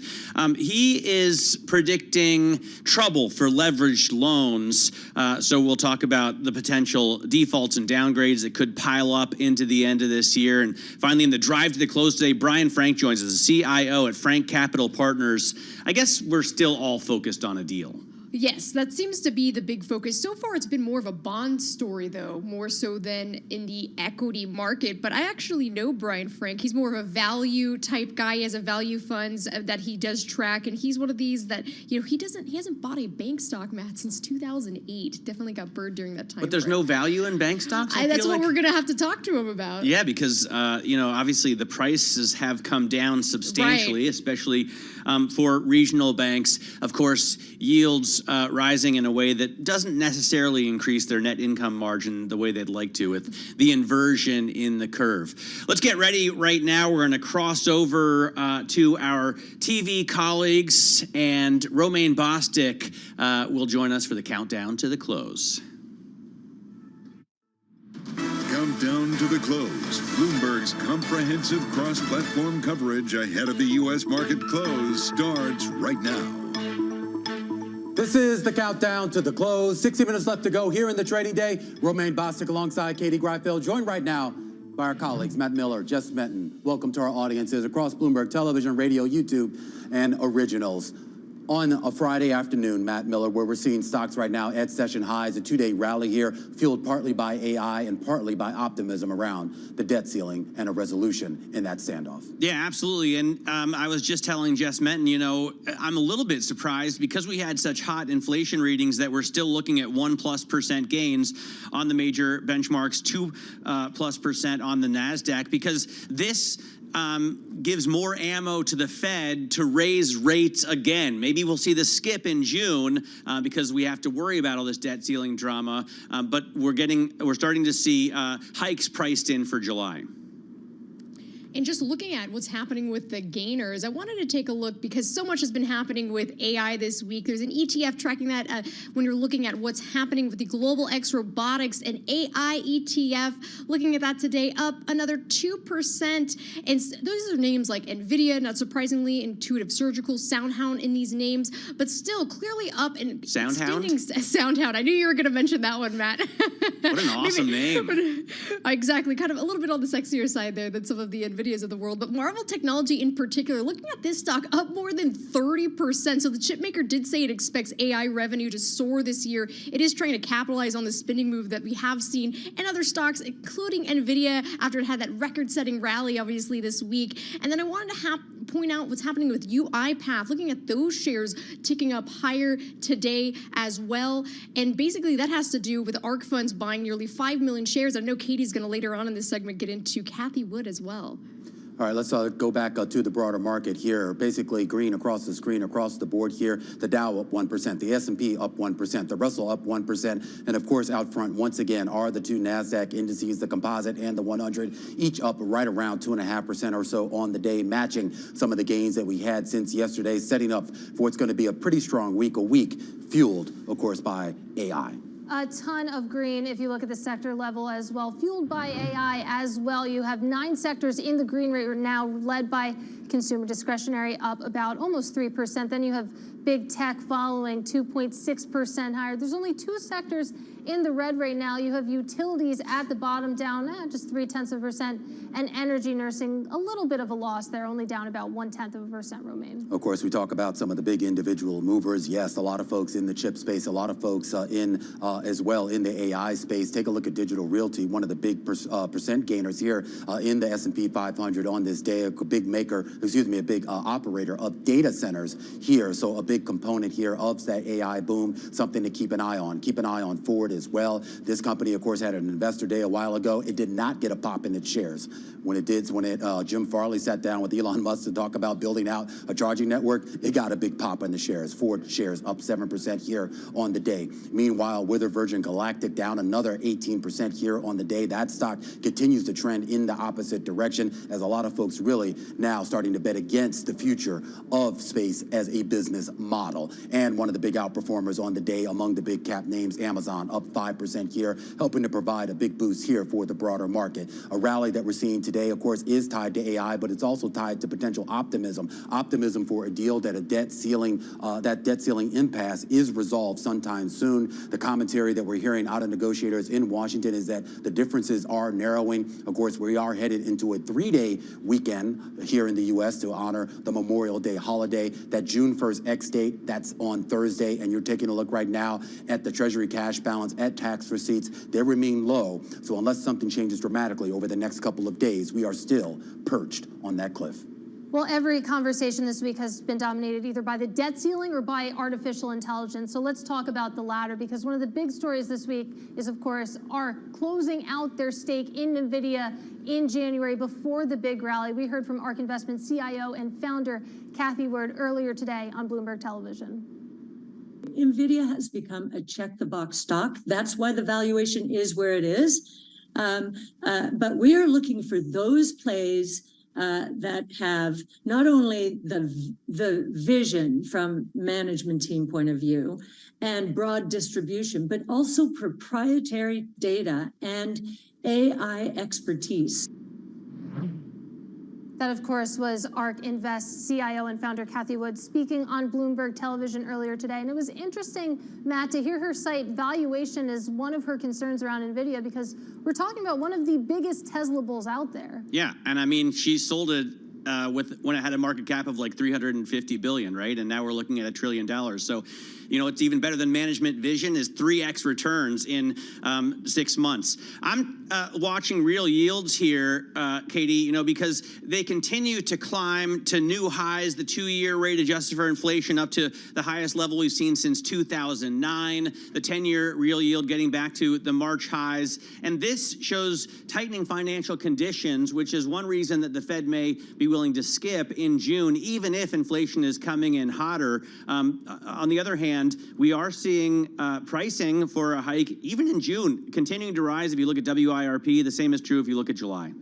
And you know, Katie and I yesterday were actually talking on radio about this Bank of America basket when it comes to those that might not benefit from this AI type boom. So you have different stocks that are in there like GitLab and Upwork that has basically been underperforming when you're looking at some of its bigger counterparts, or the ETF that I was mentioning earlier with the robotics and AI as far as that exchange traded funds. So that's another one where, you know, not everyone, there's obviously winners and losers when it comes to this different AI type trade. Yeah, and we should just point out though, I mean, we're still pretty early in this. I thought one thing that was interesting, when you really go back and listen to that conference call out of NVIDIA, when you look through that release here, there's a certain pull forward in orders here. And of course that benefits NVIDIA, but these aren't people sort of buying chips as a deployment of AI strategy. These are people buying chips in order to build up sort of the data component of it, just so they can sort of test it out. So the big question is, how long does this sort of testing phase go on before you get to a point where there is some sort of, I guess, deployment of a product that these companies can then actually make money off of? The expectation is for 65% of all data center chips to be used for deep learning right now, this year. So that's a huge chunk that are actually already deployed into large language models. Apparently they all bought them last quarter. Yeah. That does it for now, I guess. That does it for now. Does that do it for now? Unfortunately, we're about to go talk with that does it for now. Savita Subramanian over at Bank of America. Savita Subramanian, who raised her price target. So that does it for us on TV. We'll be back together around 4 p.m. For Beyond the Bell coverage when we take you through today's market close. And a reminder that Bloomberg Business Week is now on Bloomberg Originals as well.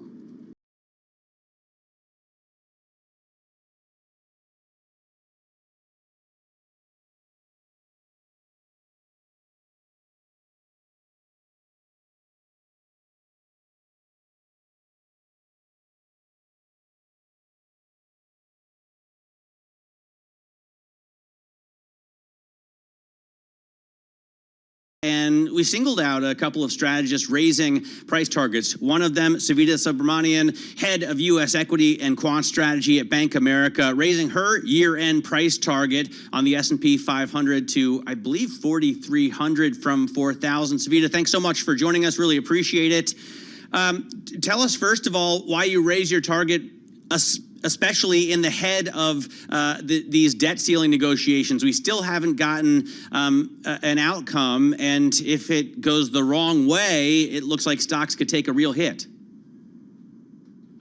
Sure, yeah. So I think the important idea here is that the world is positioned for absolutely awful, and the indicators we're looking at look not fantastic, but they look okay. So, you know, I think that the idea here is the market doesn't really react on actual growth or, you know, what actually happens. It reacts on surprise. And I think the surprise is that we get through the debt ceiling with limited, I mean, I think the prevailing assumption, even amongst the bears, is that even under a protracted kind of deliberation and brinksmanship, we get to resolution, right? So the market sells off and then comes right back. And then on top of that, I think, I can't even count at this point the number of investors that we've spoken to who have capital to deploy, but are waiting until after we get past that calendar date.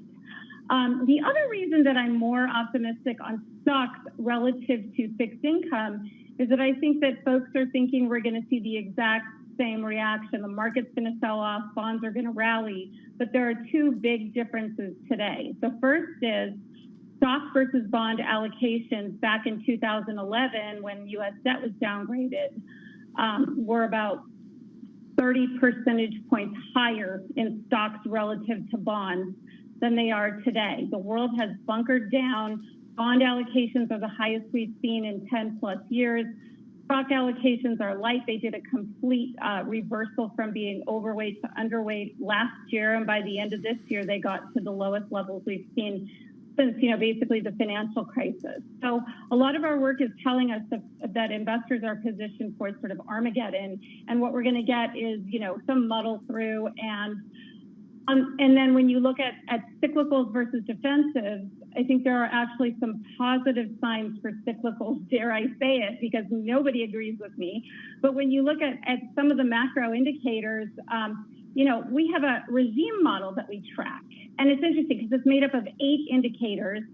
At the beginning of this year, all of them were moving down. Now, 5 out of 8 of them are actually in positive territory. So I think the world is changing very quickly, but positioning has been priming. Investors have been priming for a recession over the last 6 quarters since we started talking about it back, in January or February of last year. And, our view is that the pain trade in equities, and especially in cyclical areas of the market, could be higher rather than lower from here. So, Savita, I know your counterpart, Michael Hartnett, he always has his flow show on Fridays. It sounds like he's singing a little bit of a different tune whenever he's looking at the flows data, and he's warning of equity stress, particularly in the next month, especially ahead of that Fed meeting. How do you square that away when you have a different type of call there at your firm?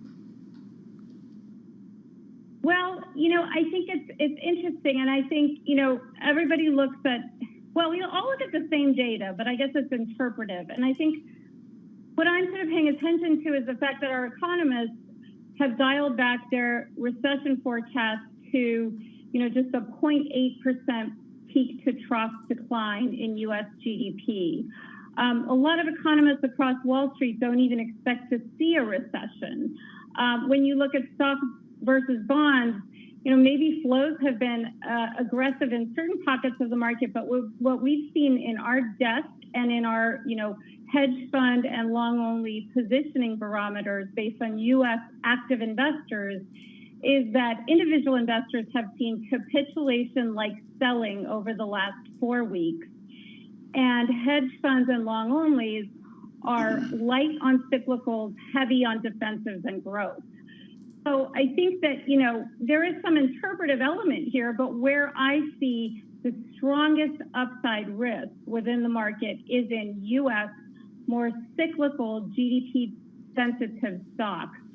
What I don't like, and here I think I agree with Michael Hartnett, is I think that both of us see risk to mega cap tech. This is not a cyclical area of the market. In fact, this is much more bond-like. These are companies that have benefited from free capital, they're long duration, they act kind of like 10-year bonds, and they tend to suffer when real yields rise.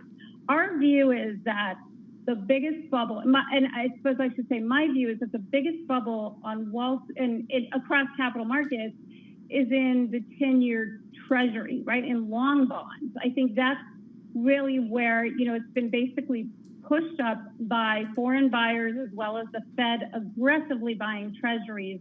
And now we're at a point where the Fed is in quantitative tightening mode. Foreign investors are no longer buying treasuries and in fact, in some cases are selling. So I think that is the area, anything that looks like a bond, i.e. mega cap tech, long duration, buy the dream, no cash up front types of investments to me look risky. Savita, that's it's less in public equity. It's interesting that, we're also hearing from a lot of strategists that we could see a ton of issuance from Treasury, 800 billion or $1 trillion of issuance that would just soak up liquidity in the market, especially if the Fed continues QT. How does that affect your stock's outlook? Yeah, I mean, I think that bolsters our views for cyclicals. I mean, look, the Fed's going to stop if the economy is starting to tank. Consumers are rolling over, corporates are rolling over. But I think that, when you think about why the Fed is aggressively hiking interest rates, it's to stem inflation, to stem demand. And that, to me, says you should probably be in more cyclical areas of the market rather than companies that benefit from free capital.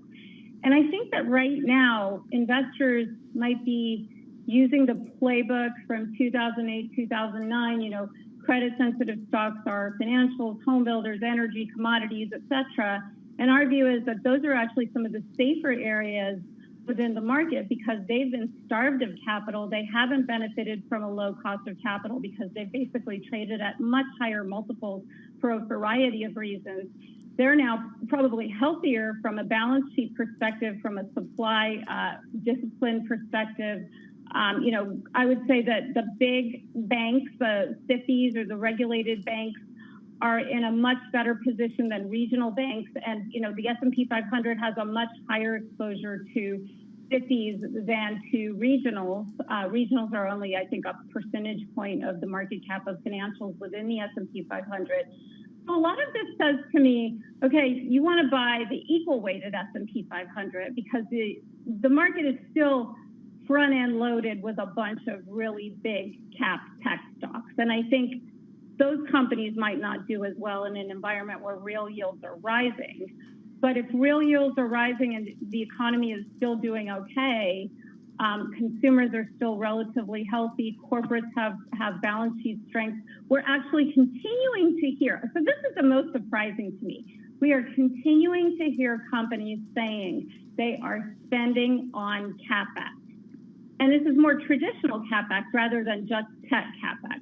There's a bunch of, kind of penciled in AI or tech spend, but then beyond that, it's actually on refurbishment, infrastructure, reshoring, nearshoring, structures and property and equipment, single family household construction. So there are areas of the market that are still running hot, and those would rhyme more with cyclical sectors than defensive. So, Savita, we only have about 30 seconds left, but have to get your thoughts on AI when you're talking about things running hot. How are you advising clients to position with that? Yeah, I think there are pockets of technology that are definitely going to benefit. And we obviously saw, some massive surprises in earnings. I think it's not as broad spread a theme across the entire tech complex, if you will. So you really need to be choosy within the tech space. Our biggest worries are that, the overspend during COVID, that pull forward could translate into weaker demand in the years to come. But AI itself is a much more stock-specific story, and there are fundamental analysts can help with, the areas of the market that will really, truly benefit. Great. Well, thanks so much for chatting with us, Savita. It's always great to have your take on that and wrapping up all things macro and strategy with us. Such a pleasure speaking with you. Thanks for having us back with this. Yeah, thanks so much for joining us, Savita. Really interesting to get a take on one of the people, one of the strategists who upgraded her forecast, and I wonder if we're going to see more of that. I know Tom Lee also has a forecast of more than 4,700.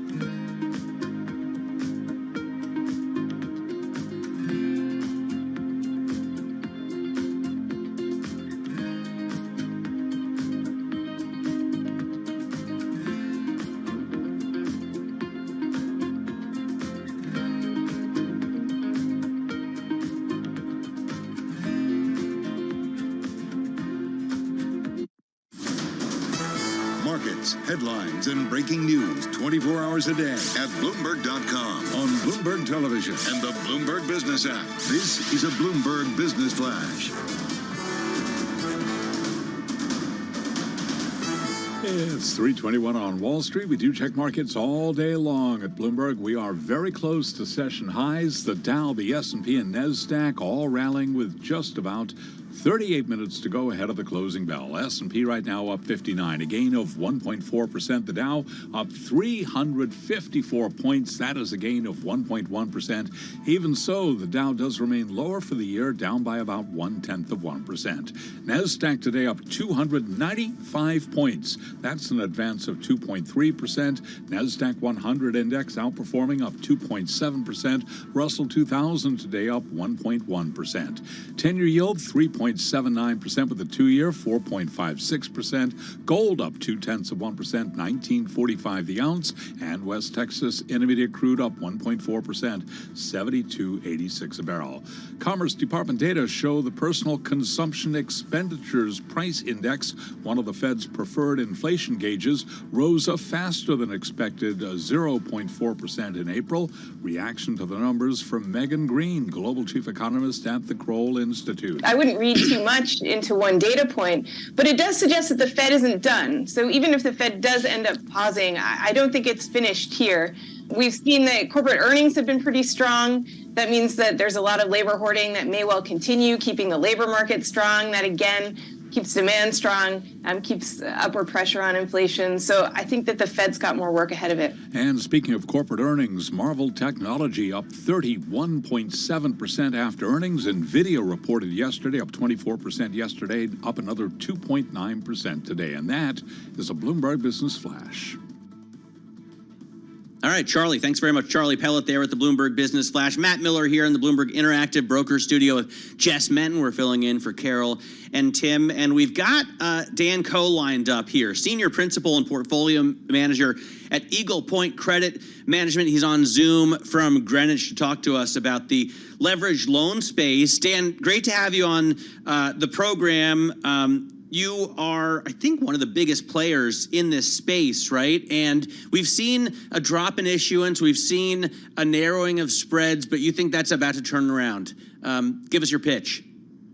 Yeah, thanks for having me. We think that Eagle Point is the largest kind of CLO equity investor out there in the market today. And I guess when we've been looking at kind of new issue CLO equity for the past 9 months or so, it's been pretty unattractive relative to the secondary opportunities out there.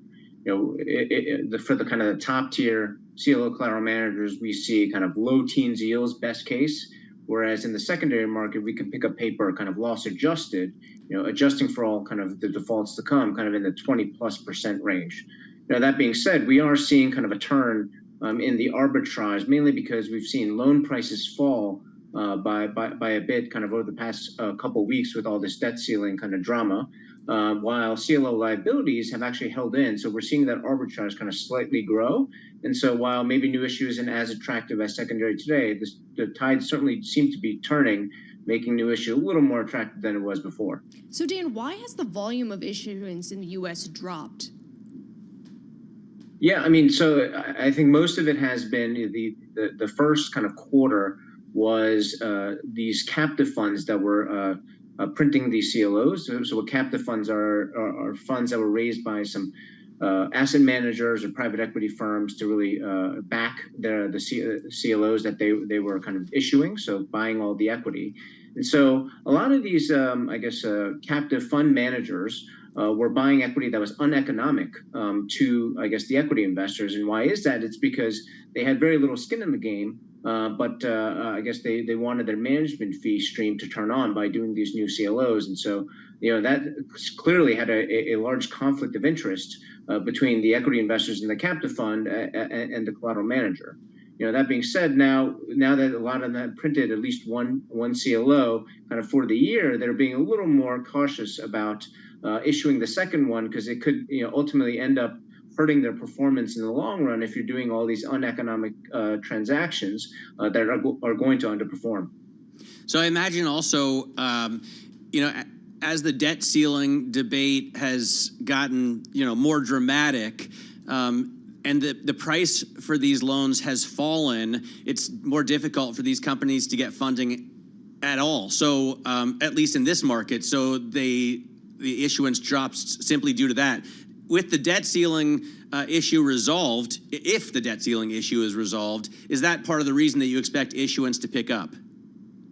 Potentially, but it's more of just the fact that loan prices have fallen a bunch and CLO liabilities have kind of held in. So we're seeing some of the arbitrage that was lost kind of middle of last year somewhat coming back because in about July of 2022, we saw loan prices accelerate in terms of prices up, while CLO liabilities continue to widen, even though the market was feeling firmer. So that's really where kind of the CLO equity arbitrage, I guess, was severely compressed. And so we're seeing that kind of compression go away with loan prices being down further today. Well, what effect has the debt ceiling debate then had? Do these negotiations have on your market? And, if the outcome is positive or negative, what does that mean to you?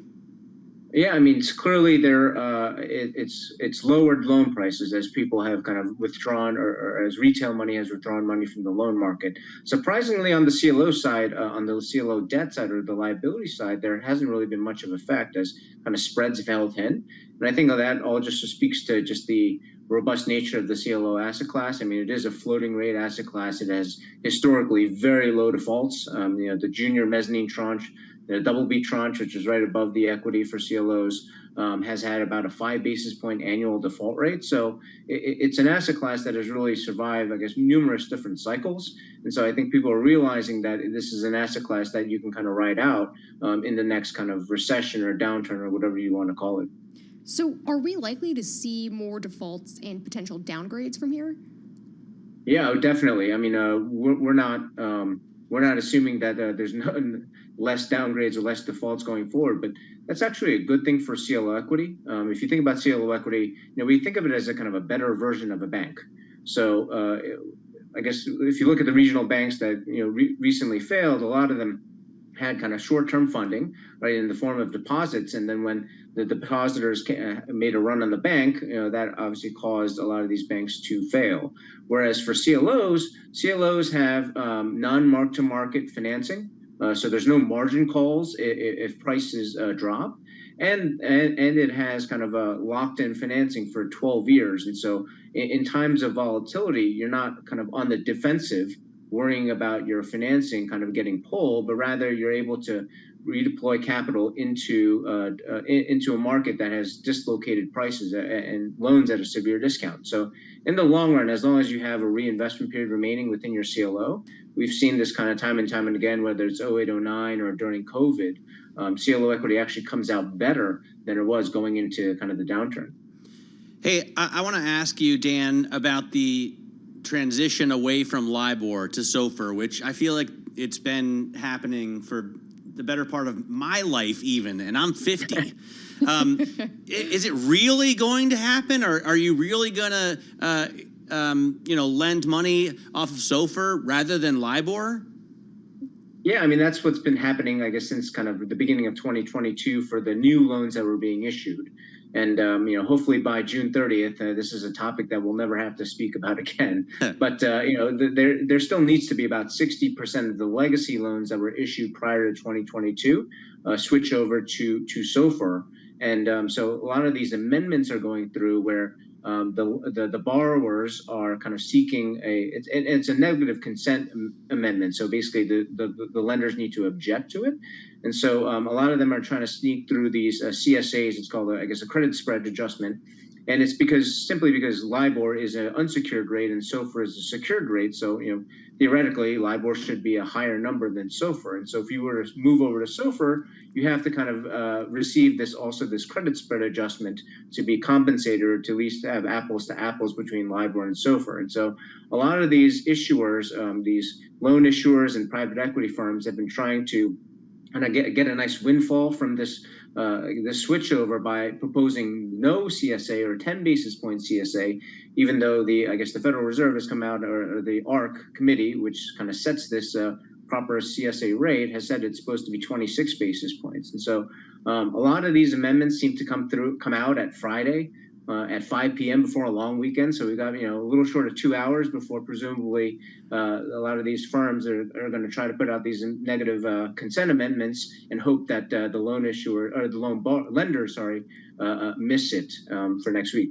Dan, we only have about 45 seconds left, but I want to get your thoughts. What are you hearing from clients right now? What are their concerns? Yeah, I mean, certainly there's a lot of concerns with kind of like we've talked about defaults and downgrades, but I think historically what we've seen with CLO equity is that it's an asset class that's performed. If you had invested in CLO equity prior to the global financial crisis in 08-09, it had, I think, a median 15% return. And, there were plenty of other, top quartile CLOs that were 20+% returns. And so we really do think it's an asset class that thrives during volatility. And so we're actually pretty excited about this investing environment. All right.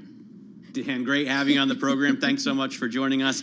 Dan Coe joining us there from Eagle Point Credit Management, one of the biggest players in the CLO resale space. And I think they have about $7.5 billion of assets under management. So he says issuance is starting to turn, and that's something that we're definitely going to watch, as well as for defaults, right? Especially just hearing what he's been talking to with clients about in that sort of space, and especially ahead of this weekend, obviously what you were talking about, Matt, when it comes to this debt ceiling. Absolutely. So hopefully he gets on those CSAs and is able to deny them before he goes on his long weekend. Right now, let's get a check on the latest world and national news. For that, we go to Nancy Lyons in the Bloomberg 99.1 newsroom. Nancy? Thanks, Matt. While negotiators continue working on a way out of the impasse on the debt ceiling, the healthcare industry is sounding the alarm about the consequences if a deal is not reached. We get more from Bloomberg's Nathan Hager. Hospitals, nursing homes, and other providers are warning a default could paralyze Medicare, Medicaid, and some Affordable Care Act subsidies, leaving millions of Americans paying far more for health insurance than they do now. KFF, formerly the Kaiser Family Foundation, says healthcare programs accounted for 29% of federal outlays this past fiscal year, or about $1.9 trillion. KFF's Larry Levitt tells the Wall Street Journal the healthcare system couldn't function without federal government spending. In Washington, I'm Nathan Hager, Bloomberg Radio. Suspected Chinese hackers allegedly breached the U.S. Navy as part of a broader campaign that cybersecurity experts believe was intended to disrupt communications in the Pacific. The U.S. Navy Secretary Carlos Del Toro told CNBC the hacking group Volt Typhoon gained access to U.S. targets, including Guam, which is home to a key U.S. military installation in the Pacific. Microsoft believes the breaches were carried out in preparation to upend communications in the event of a future crisis. Well, graduates at the U.S. Naval Academy in Annapolis heard from Defense Secretary Lloyd Austin during today's commencement. America's sea power lets us sail and fly and operate alongside our unrivaled network of allies and partners from the South China Sea to the Gulf of Aden to the Caribbean. Austin extolled the virtues of the graduates and says he is confident they will defend our democracy with honor, courage, and commitment. Global news 24 hours a day, powered by more than 2,700 journalists and analysts in over 120 countries. I'm Nancy Lyons.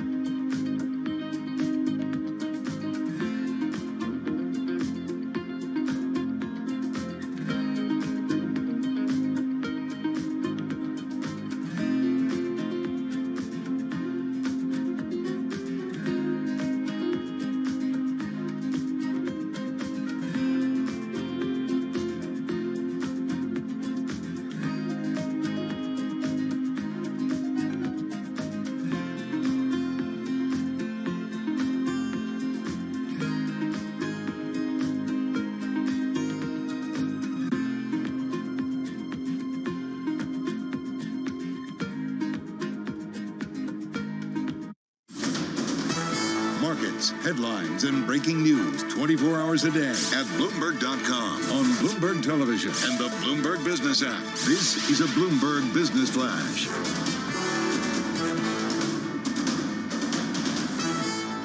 It's 3:40 on Wall Street. We do check markets all day long at Bloomberg. We're off session highs, but the Dow, the S&P, NASDAQ solidly in the green. Lots going on. Let's head right over to the First Word breaking news desk for today's afternoon call. Here he is, Bill Maloney. And good afternoon, Charlie. That's right. U.S. stocks with the big from the start today, with the Dow currently up 332 points. S&P's gained 54, and NASDAQ is higher by 2.1%. The U.S. 10-year yield at 3.8%. Gold is up 4, oil trading in the green, and Bitcoin is higher by 1.1%. Of the main 11 S&P sectors, leaders were tech and consumer discretionary. Energy was in the red, and leaders to the upside in the Dow, Intel and American Express, while Merck fell 1% and led to the downside. After earnings, Marvell Technology rose 30%. And regarding the debt limit talks, Graves says we have made progress, but major issues remain. In deal news, Conoco to buy the rest of Surmont from Total Energies for up to $3.3 billion. And wrapping things up, Costco rose 4% after its earnings. Live from the First Breaking News Desk, I'm Bill Maloney. Charlie. Okay, we thank you very much, Bill. Have a great long weekend, and to hear live breaking news over your Bloomberg type Squawk SQUA on your Bloomberg terminal. I'm Charlie Pelleton. That is a Bloomberg Business Flash. I'm driving in my car. I turn on the radio. How about you let me drive? Oh, no. Who's gonna drive you home? Honey, please, I'll do the driving. Drive on. Excuse me, I want to drive. It's the question that drives us. This is the Drive to the Close. That funky music will drive us till the dawn. On Bloomberg Radio. Jess Mitten here with Matt Miller, filling in for the Carol Master and Tim Stenovic. And we're going to keep it going. We have a little under 20 minutes before the closing bell here on Friday. And I'm excited to bring in our next guest, Matt, because we do have Brian Frank, who's the Chief Investment Officer at Frank Capital Partners, on Zoom from Miami, Florida. Frank, it's been a couple months since I last spoke to you. Have to get your thoughts on this week, looking at the NASDAQ 100 on pace for yet another weekly gain. It would be 5 straight weeks in a row we've seen this. What is your take here on the latest with the markets with this week's rally, rather? Hi there, Jess. Thanks for having me. It's great to be here. My take is that it doesn't look like investors have learned too much from 2021. We have these growth stocks that are leading again. In 2021, they were the unprofitable growth stocks. So at least this time they're profitable companies. But the other year, it looks like nobody learned anything from was 1999 to 2000. So we've seen this movie before. We've seen Microsoft and Cisco and the internet giants in 2000 lead and trade at large price to earnings ratios and have a lot of excitement behind them that was actually justified. And those companies, many of them doubled their earnings in the 10 years after 2000, but the stock prices were down double digits in that following 10 years. So the valuation matters, and that seems to be lost in the excitement this week in the AI revolution, which I admit is quite exciting. I use AI for my job. It's definitely made my life easier and better, but valuation doesn't go away. It doesn't change with new technology. And that really seems to be lost in the shuffle this week with these fantastic earnings reports and huge run-ups in stocks. So when do we actually see a rotation then, Brian? From these growth stocks into value stocks that have, much better PE ratios, much lower PE ratios. When is that going to come about? I think, Matt, that's going to come about when my stress levels hit maximum. It's a tough time to be a value investor. But look, we got a good taste of it in 2022. My fund, the Frank Value Fund, which is a mid-cap blend fund, mid-cap value fund, was actually up in 2022. So we got a little taste. We know it works. And this year, the fund is actually positive when the category is down, because we have some specific names that are working that aren't in the tech sector. So there's a little bit of it going on right now, but I think truly it will come as the economy continues to roll over. That's probably the thing I would watch most. The leading economic indicators are negative. The yield curve's been inverted for a very long time. We're just kind of waiting on the coincident indicators to go negative here. And generally that leads to a rotation into value. So hopefully soon, we don't want to root for a recession, but clearly I think if you're a prudent investor, you should be planning for one right now. You said you had some names that are working. What are you buying? What are you selling? What's been working for us actually is a company called PCG. That's the ticker symbol. The company is PG&E. It's the largest electrical utility in California. It's been working spectacularly for us. We had bought in around the middle of last year, under $10 a share, and it's currently trading around 16. And that's because it got booted out of the S&P 500 when they restructured in Chapter 11 after all the wildfires and, terrible things that company did. But they've actually hired a new CEO, a completely new management team since the restructuring. The new CEO is Patty Pope, who is the first female CEO of 2 different Fortune 500 companies. She comes from an electrical utility in Michigan. She's completely turned it around, and it's been working because it got back into the S&P 500. So one little known thing about active managers, how we can kind of take advantage of the indexation is we can buy things that might actually get added to the S&P over time, and that's worked out with PC&G. It got added, we got some appreciation, but what we think is left there actually is they're going to implement their dividend. So they'll become more like every other utility stock, except this one's trading at 13 times earnings and the utility space is trading over 20 times earnings. So it's a valuation play, it's a dividend play, and it's a great management team play. It makes a lot of sense. We have a great story on the terminal today about the index effect, right? And how too many people are playing in that space to make any money. But I guess if you get this far ahead of it, Brian, you can definitely be a winner. You also like Jack in the Box, which, I mean, I wish we had these. Do they have those in Texas, Jess? They do. They indeed. Oh, you're so lucky. We prefer Whataburger there. But well, okay, yeah. But in any case, we don't have either of them here. Why do you like Jack in the Box? Well, I like it, Matt, because hopefully you'll have one in New York soon, and I'll have one in Miami, because there are some expansion possibilities left with this company. They're not in every state, yet they are one of the largest quick serve restaurant chains in the U.S. And they also have a new concept called Del Taco, which they purchased last year. And what these large companies do, like McDonald's and Wendy's, is they sell all the company-owned restaurants to franchisees. That lowers revenue, but it really boosts profit margins. So they've been doing that with Jack in the Box. It's over 90% franchised, but Del Taco is only 50% franchised.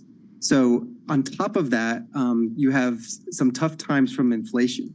Last year, these companies weren't able to raise their prices fast enough because they need to keep prices low because they're mass market chains. But they're catching up now, and food prices are coming down. But what the market, I think, discounted was that margins would stay low forever on Jack in the Box, and we disagree with that. Brian, our research at the Frank. Oh, keep going. I was just going to say. By the way, I just Googled Del Taco to see if we have any in New York. So those are not here yet either. But if you want, out in Queens, there's a truck called El Rey Del Taco. Ooh. The last time you and I were talking, Brian, you told me that you had lost a little bit of sleep over what was happening with the banks back in March with all that tumult. We only have about a minute left, but something that struck me, you said you haven't bought a bank stock since 2008. So I'm guessing you haven't been buying the dip, clearly, what we saw in the financial sector. No, we kind of learned our lesson in 2008, where unfortunately the shareholders get all the downside and none of the bailout fun upside that the insiders get there. So my opinion really hasn't changed. I think bank stocks are just structured against the shareholder. And look, as a stock picker, as someone who's benchmark agnostic, meaning I don't have to have financials if I don't want them, I don't see a good bet there. I see lots of other easier things to do, like Jack in the Box. So I'm happy to not play in financials right now, especially given the chaos that's going on there. All right, Brian, it was great catching up with you once again. Thank you so much for joining us. That's Brian Frank, Chief Investment Officer at Frank Capital Partners. He was joining us from Zoom in Miami, Florida. So what do you think about those picks when it comes to Jack in the Box? I mean, very interesting. Jack in the Box, I just want to see it come over here. I think the PG&E play is fascinating, especially since they're trading at such a discount to the rest of the utilities right now. And if they do get added to an index, it would be fascinating to see Brian reap the rewards on that pop. Right, and yet again, that's more of a focus toward the defensive type names that we've seen, especially when you're thinking about this market this year with tech and the big jump there. This is Bloomberg.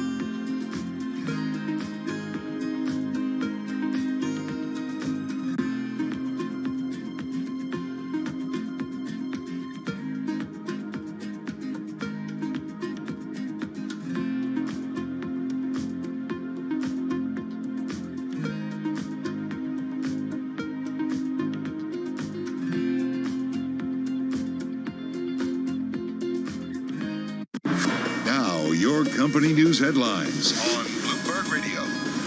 From Bloomberg World Headquarters, I'm Charlie Pellet. Walgreens Boots Alliance says it will cut 504 employees from its corporate workforce as the drugstore chain moves more deeply into patient care. The cuts will account for 10% of the corporate workforce. None of those workers, though, will be based at stores, micro-fulfillment centers, or call centers.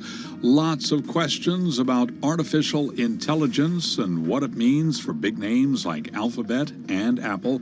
Dan Ives is a senior analyst at Wedbush Securities. Look, I mean, this, in my opinion, it's $800 billion of incremental spend now over the next decade for big tech. And when you look specifically at the read-through for Apple, I mean, there's no better read-through, what I believe, and we'll see more at the developer conference, in terms of overall demand. And this AI revolution, it's opening up a total addressable market for these big tech players that wasn't there 6 months ago. The developer gathering, WWC, will kick off on June 5th. Apple shares up today by 1.3%. Alphabet shares up by about 0.9%. Lazard has named Peter Orszag to succeed CEO Ken Jacobs as the advisory firm grapples with an industry-wide deal-making slump that is expected to last at least through the end of this year. Gap reported better than expected results in the first quarter, showing that the retailer's cost-cutting measures are sparking improved performance. Gap shares today up by 12.4%. And those are some of the company stories we're following for you this hour. This is Bloomberg. All right, Charlie Pellet, thanks very much for that. I appreciate that, Charlie. All right, we are Matt Miller here, along with Jess Menton. We're filling in for Carol and Tim today, but there's a heck of a lot going on this Friday. Man, we had what a week. We had economic data coming in, yes, inflation PCE. hotter than anticipated. We're getting headlines, it seems like every 15 minutes from either Republicans or Democrats about the debt ceiling negotiation, and we have this AI craze just continuing to drive stocks up from NVIDIA to Marvell. So what are you watching? I mean, that's the big thing, including when you're talking about Marvell. I mean, that up at this point around 31%. So this, if we can get to the close, we have about 5 minutes. That would be its best day since June of 2000. So over 2 decades, Matt, when you're looking at that stock. Very interesting. And of course, we've seen these kinds of stocks, notably profitable tech stocks, big ones, driving the gains in the broader indexes this year. But we haven't really seen the flows into U.S. equities exposed ETFs. So that difference is the focus of one of our columns today. Yes, so Esha Day, she's on our equities team, and she had the Taking Stock column where the headline on the terminal, FOMO drought leaves many missing out on this rally. So she's taking a look at how there's this rare divergence that what you're talking about, Matt, when it comes to U.S. stocks, and basically looking at this indicator when it comes to market sentiment. But we have a lot of the ETFs like Eric Balchunas. I know that you also host the ETF IQ show with him as well. But taking a look and crunching some of the numbers for Bloomberg Intelligence when you're coming to this, but the flows into equity ETFs with U.S. exposure were at multi-year lows. So it was basically a rare divergence indicating that investors were reluctant to buy into the recent strength. So I think that's interesting as far as what you're seeing there. I mean, you obviously closely monitor when it comes to ETFs, but what are you seeing on your end? Yeah, no, absolutely. I mean, we have been talking about this day in and day out on the ETF show. I should say week in and week out because it's typically on Mondays every week. You see all the flows going into short-term treasuries and to money market funds. And of course, investors burned by those big tech stocks last year don't want to dive back into it. But you don't have the same amount of sellers as you have fewer, it seems, maybe sellers than buyers. And as a result, the price on the indexes goes up and those stocks individually as well. But you don't have anybody really willing to commit the money to the ETFs. No, it doesn't clear to be. And I mean, here we are on Friday. We only have a couple minutes left. A couple minutes, 2 minutes and 15 seconds to the close. We're getting ready to join our counterparts on Bloomberg Television. For what is going to be back-to-back gains, back-to-back weeks, we count you down to the close, and we take you to the bell and beyond. Beyond the Bell, Bloomberg's comprehensive cross-platform coverage of the U.S. market close starts right now. And right now, we are 2 minutes away from the end of the trading day. Romaine Bostic alongside Katie Greifeld. We're counting you down to the closing bell, and here to help take us beyond the bell. It's a global simulcast with our friends Matt Miller and Jess Menton. Welcome to our audiences across all of our Bloomberg platforms, television, radio originals, and those folks streaming us with our partnership through YouTube. Matt Miller, stocks pretty much where they were the last time we talked, and that is up significantly on the day. Also looking like they're going to be up on the week as well. Yeah, absolutely, and continues. This trade continues to be driven by tech, specifically by chip stocks amid the AI. I don't know if it's fair to use the word craze, but it certainly feels like it. Yesterday was all about the NVIDIA gains that we saw, adding a couple $100 billion of market cap to that chip maker. Today is all about Marvell, whose earnings came out after the bell last night. Up right now 32.5%, and as Jess Menton just pointed out to me, that would be, I think, the biggest gain they've seen this millennium so far. Is that right? Since June 2000. So almost, yeah, since 2000. Marvell. Right, and taking a look at the NASDAQ 100, that's up, if you want to look on a weekly basis, more than 3.5%. So that would put it on pace for its best week since mid-March, and also up in the past 5 straight weeks, Romaine. Yeah, absolutely here. And I think there are going to be a lot of superlatives coming out this. I think probably the biggest development we've seen this week are really kind of the fresh 52-week highs that we're seeing, at least on some of the major indices, something that we haven't been able to say for several months here. That includes the S&P, and of course it includes the NASDAQ and a lot of individual names as well in that mix. We get the closing bell in New York here as we head into a holiday weekend, Memorial Day on Monday. Markets will be closed. We should point out the Treasury market closed down about 2 hours ago. Here are your numbers. The Dow higher on the day by 300 points or 1%. The S&P higher on the day by more than 50 points or 1.3%. And the NASDAQ composite is going to finish the day higher by 2% or about 300 points. The Russell 2000 higher by 1% here on the day. But guys, we need to point out there is still a big focus right now on those debt ceiling discussions. That was actually a big part of the reason why we saw a bit of a rally here on the day. And just a reminder here, that daily reminder of where the Treasury cash balance stands. It right now stands at its lowest level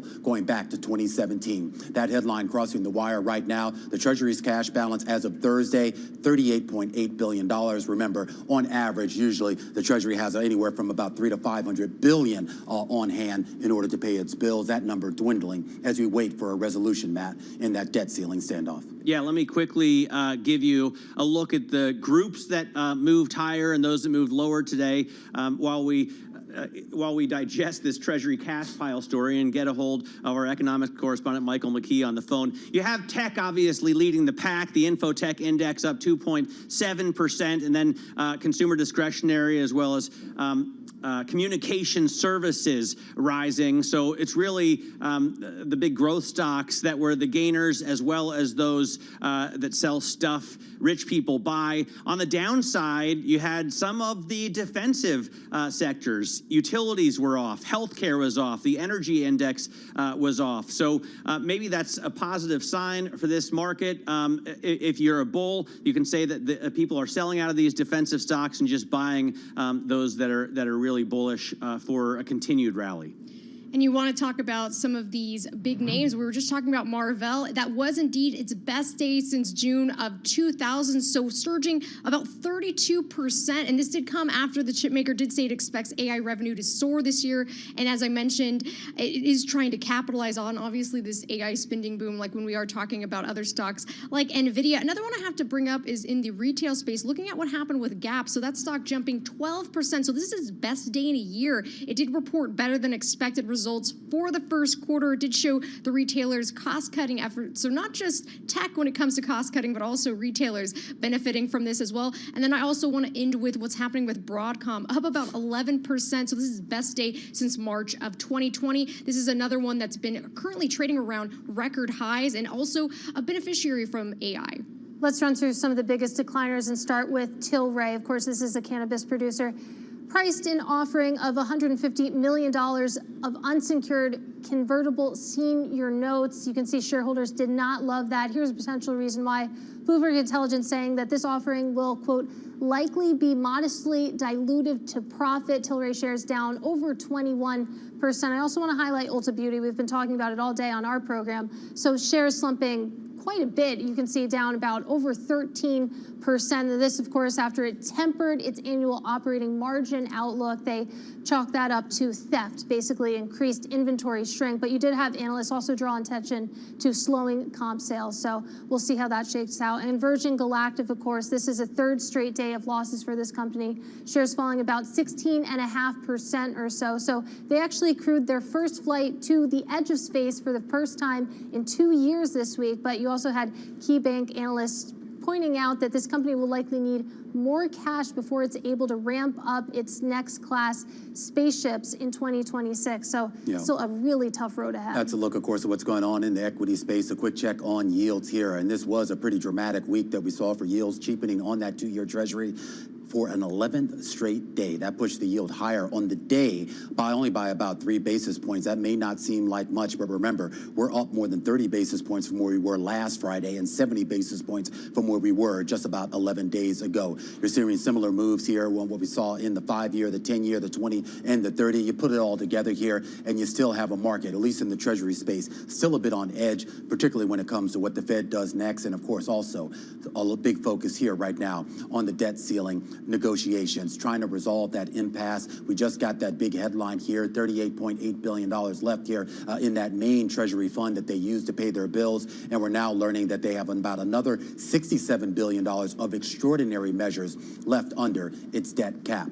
Michael McKee, our Bloomberg International economics correspondent, joining us right now for a little bit more. And Mike, kind of put this in perspective for us. I mean, we read off these numbers, they sound low. What does that mean? They're definitely low, Romaine. What you're talking about is a cash balance that the Treasury has available to spend. Normally, they like to keep about $500 billion in the Treasury account at the Fed because they don't know on a day-to-day basis how much they're going to need.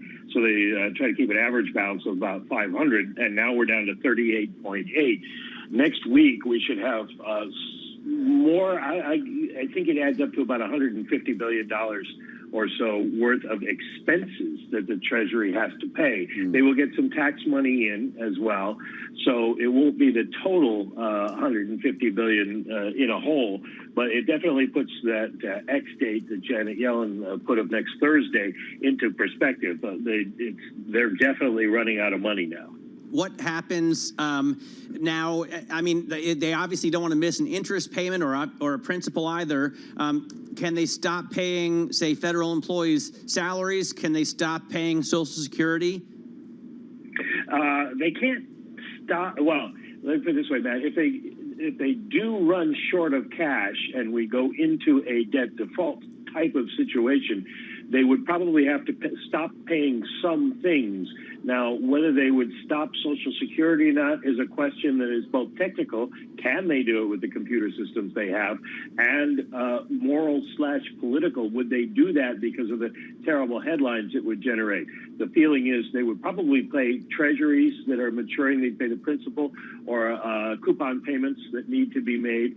And they are probably going to have to hold off on paying salaries if they get that far. But we know Treasury has asked the various agencies of the federal government what could be delayed. What do you have to pay now? What could be delayed in terms of payment? And so they are compiling a list of what may not get paid on the usual schedule. All right, Michael McKee there joining us by phone here. A look, of course, at where the Treasury stands right now, the money that Janet Yellen has to work with over the next few days and weeks as we get closer to that X date, as we continue to wait, guys, for some sort of resolution out of the folks in Washington. We should point out, I mean, most of the commentary, publicly at least, from both the Republicans and Democrats has been somewhat encouraging, basically saying that their differences are narrowing. McCarthy made it clear that they only need about 72 hours for folks to read this bill and be able to vote on it. So while, yes, June 1st is right around the corner here, there is some hope here that they can get this done before you get to that X date, whether it's June 1st, June 2nd, or whatever. And you have seen that hope reflected broadly, clearly, when it comes to the equity market. It seems like it's been more of a bond story when we've been talking about the debt ceiling. But it'll be interesting to see once we get to next week. We also have the jobs report at the end of next week, as well as JOLTS numbers, even though earnings season seems like it's winding down still of Macy's and Nordstrom. But it'll be interesting to see exactly how the equity market reacts after this weekend in the debt ceiling negotiations. All right, well, it's been great talking to you guys. Thanks so much for joining us here on Bloomberg Radio to Bloomberg TV. We say adieu. We bid adieu for now, and we will go back to our Bloomberg Business Week radio broadcast, and of course on Bloomberg Originals as well. Big chips, big trips to Vegas, big cribs and the whips spacious. Any day they could dig your grave shit. So big is my inspiration. Dig. Shit chips. We off in Vegas drinking and partying. We got chicks. All right, Matt Miller here in the Interactive Broker Studio with Jess Menton. We're filling in on this Friday for Carol and Tim Stenivek. We want to talk right now about what's going on in the AI, as we do every day, in the AI industry and the chip stock rallies that we've seen. Yesterday, it was all about NVIDIA adding a couple $100 billion of the market cap. Today, it's about Marvell putting up its biggest gain, its biggest one-day gain since June of 2000. Is that right? Yes.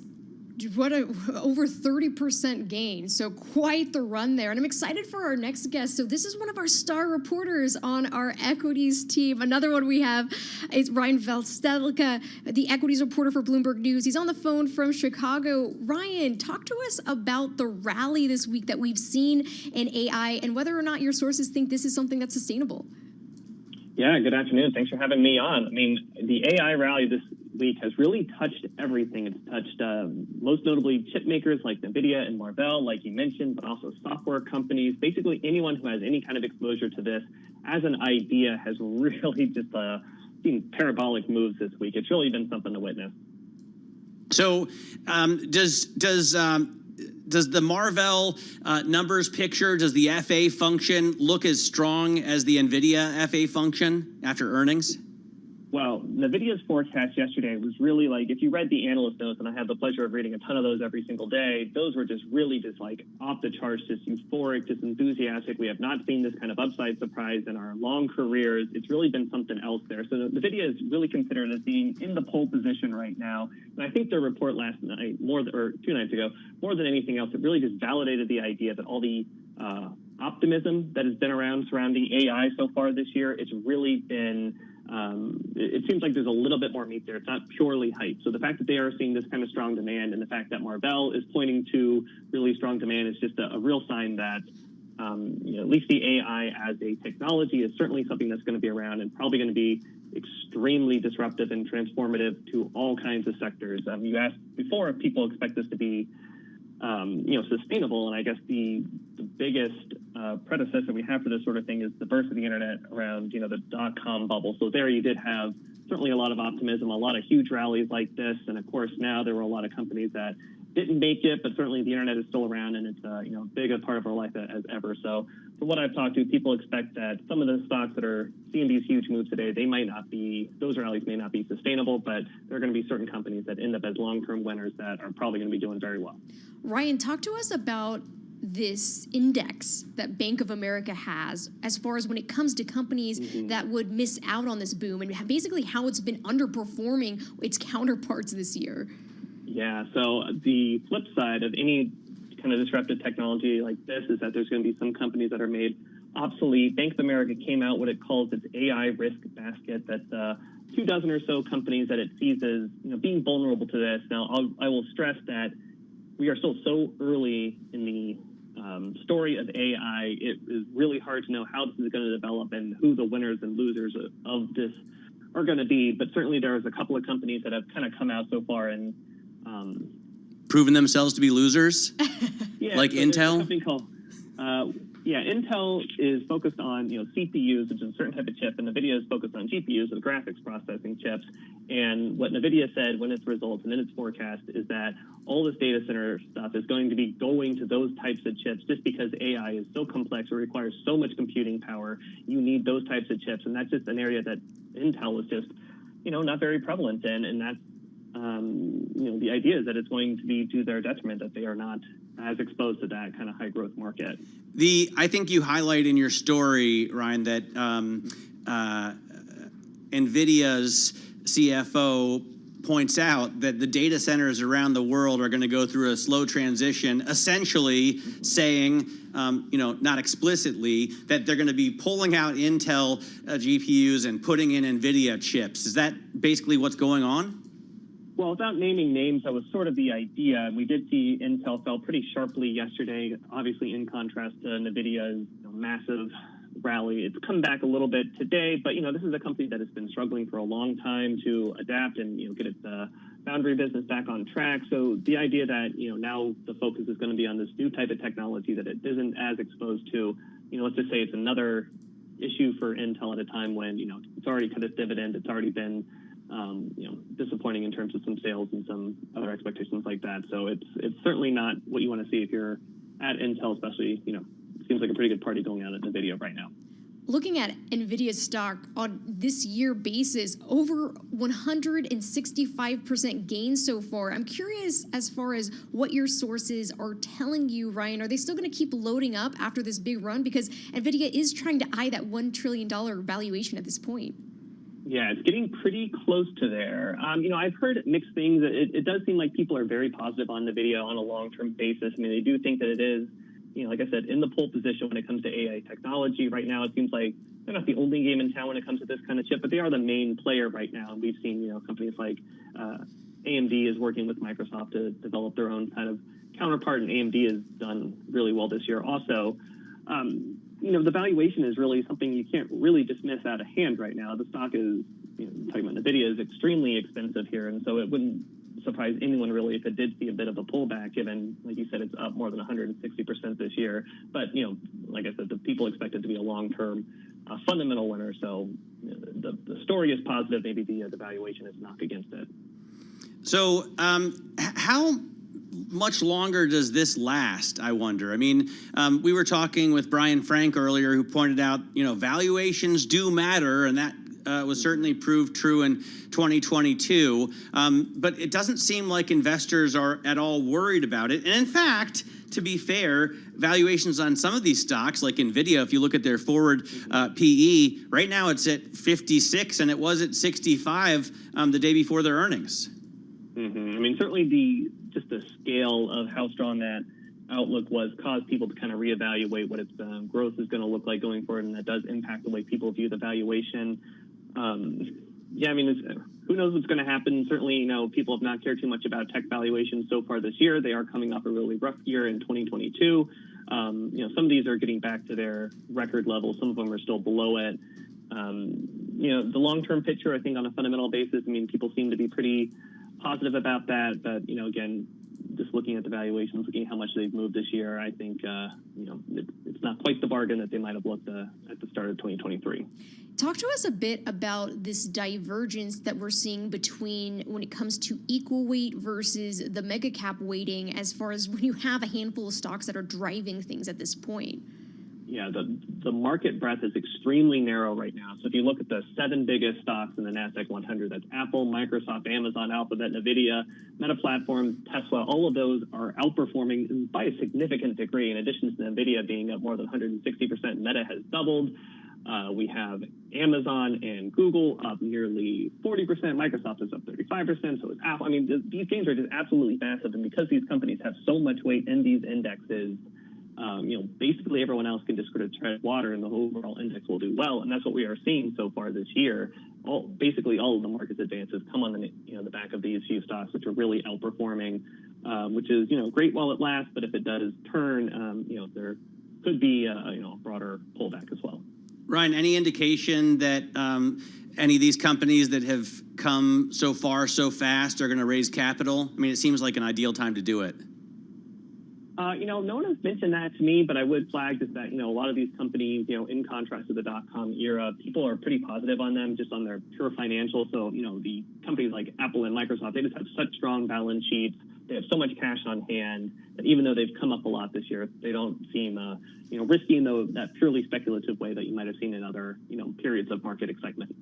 All right, Ryan, thanks so much for joining us. Ryan Vlaselica, their equities reporter for Bloomberg News, joining us on the phone from the Windy City, talking to us about the big run-up in really not anything AI related, right? But certainly the chip makers. Of course, chip makers. Also looking at the stocks this year, given this year's rally in chip makers, that's up more than 30% at this point after dropping more than 35% last year, Matt. All right, and I'm sure people will be paying a lot closer attention to server farm operators and the REITs on which they stand as well. This is Bloomberg.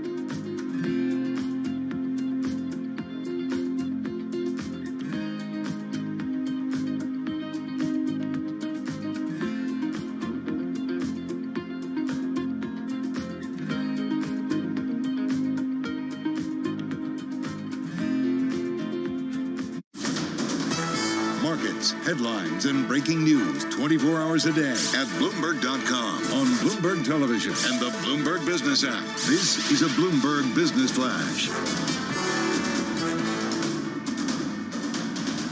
It's 4:21 on Wall Street. We begin with a headline from the Bloomberg Professional Service. Treasury Secretary Janet Yellen now estimates debt limit measures will run out by June 5th. That word in a letter to congressional leadership on the debt limit. The amount of money that the U.S. government has to pay its bills slumped to the lowest since 2017, posing a risk it will run out of funds by early next month if the statutory debt limit isn't raised or suspended before then. Treasury's cash balance fell to $38.8 billion as of yesterday, that according to new data out today. The Dow, the S&P, and NASDAQ all rallied ahead of a long holiday weekend, with the S&P up 54, a gain today of 1.3%. Now on the week, the S&P was up by 0.3%. The Dow this week actually fell by 1%. NASDAQ, though, another up week, up 2.5% this week, 5 in a row for the NASDAQ Composite Index. Today, the S&P ended the week at 4205, again up 1.3%. The Dow up 1% today. NASDAQ up by 2.2%. 10-year yield 3.79%. The 2-year 4.56%. Spot gold $19.47 the ounce, up 0.3%. And West Texas Intermediate crude up 1.3%, $72.79 a barrel. Marvell Technology shares surged today after the chipmaker said it expects revenue from artificial intelligence to soar this year. Marvell today up by 32.4%. Yesterday we saw the AI surge in NVIDIA. That stock up again today by 2.5%.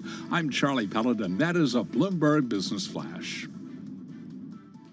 All right, Charlie Pellet, thank you very much for that. Matt Miller here for Tim Stenovec. We got Jess Metton in the Interactive Broker Studio for Carol Masser. And we're going to talk a little crypto right now. Here we go, changing things up from equities to I'm crypto. pretty pumped. I mean, it's been a banner year for crypto. If you hadn't seen the crash, then you would think that this sector was absolutely on fire. I want to bring in Tomas Perfumo. He is the head of strategy at Kraken. He comes to us via Zoom in New York City. He's not just a crypto nerd. He's worked on the street as well. He went to the Stern School of Business. He is a CFA, so he understands all of the stuff that I guess the masters of the universe know too. Tomas, thanks so much for joining us. Tell us, first of all, what's behind the run-up that we've seen this year? I mean, is it all about kind of the failing banks and failing confidence in the U.S. dollar system? Well, of course, the narrative around crypto being an alternative solution for traditional finance, I think over time has shown supportive empirically. You know, way back when we had rallies in cryptocurrency, when we had bail-ins of banks internationally. So Cyprus is a good example of this many years ago. But one perspective that you can take a look at is that on a year-over-year basis, crypto has just been playing catch-up to other broader equity indices, for example, the S&P 500 and the NASDAQ, where we're more comparable to the performance over the year. And this is really, of course, Uh-oh, it looks like we're having problems with Zoom. We're going to work on. Hang on, Tomas. We're going to try, and I don't know what the guys in the control room can do to actually bolster your line there. What do you do when the internet drops? I don't even know. I know, it's just one of those things. I feel like we've gotten really used to it, though, right? The past couple of years of the pandemic with Zooms and all of that in between. Yeah, you know what? My Zooms always work perfectly unless they're on live internationally broadcast radio and TV. When we have That's meetings the only every time day, I've always ever works. dropped a phone line, too. I've never dropped a phone line in real life. Only on live. Exactly. So, Tomas, do we have you back? He's counting in. All right, you're counting in. So, all right, we're talking about the run-up that we've seen in crypto. It's been pretty strong year today after the big drop from the massive highs. Do you think there's any chance, Tomas, that we get back up there? Do we get back to Bitcoin 65,000, in the next year? Well, I think there was a lot of skepticism when we saw this in 2017 with the drawdown from 17,000. And of course, we went way past that with the peak last year. And so I don't see any reason why we can't grow those levels. Just to give you some perspective, when you think about crypto adoption, among the internet-connected population globally, it's only in the low teens right now. And so when we think about the long-term macro tailwinds and the demographic tailwinds, we think adoption of crypto is up and to the right. Tomas, what are the levels that you're keeping a close eye on when it comes to Bitcoin? I know 30,000 has been that key kind of psychological threshold there, but what are you keeping an eye on? We don't really take a look at price. All right, it sounds like we have an issue with our feed. For some reason, we're going to try and get Tomas to turn the computer off and then restart it. You know, I've been reading a lot of research from Mike McGlone, who's the strategy Bloomberg Intelligence senior macro strategist. We actually had him on with Paul Sweeney and I on Bloomberg Radio recently. He was talking about, I know how much you and Paul miss each other, but Mike McGlone getting into Bitcoin. He's watching still 30,000. Obviously, we've seen different various points where it has moved back above that particular level, but it's interesting to see kind of when you think back to March and what was happening with bank stocks in the middle of March, and then the trade, not only with that safe haven trade toward technology, but also the movement toward crypto, and particularly Bitcoin, right, Matt? And I'm sure especially Bitcoin, right? People kind of trash the other, 5,000 coins, 20,000 coins, however many are out there. Did you know that I actually lived on Bitcoin for 2 weeks? Tell me about this experience. I gotta know more. Back in, I believe it was Christmas of 2013, I shunned the dollar for 2 weeks, and I paid everything with Bitcoin, including, so I went grocery shopping with Bitcoin. I found a Greenpoint grocery that was accepting Bitcoin. There was a bar in Midtown called EVR that was accepting Bitcoin. I actually used Bitcoin at GameStop, which feels kind of ironic now. And I bought gasoline cards with Bitcoin as well. So pretty much everything until like my mortgage and electrical bills were due, I used Bitcoin. And at that point, we were just in the run up to 1,000. I think I bought my first Bitcoin for $600, and then I bought another one for $800. But that peak of 1,000 also led to a crash of at one point we were down at $75. And I remember Joe Weisenthal telling me, if you liked it at 1,000, you should love it now. And there's nothing I wish more than I had backed up the truck at that point. And then, as Tomas said, we ran up to 17,000, came back down to 3 or 4, and then up to 65. Now we're at 30. Tomas, we have you back. It looks like we fixed the internet for you. Tomas Perfumo, we're talking to, head of strategy over at Kraken. Talk to us about your business, about Kraken. What are you guys doing right now, and what's the interest?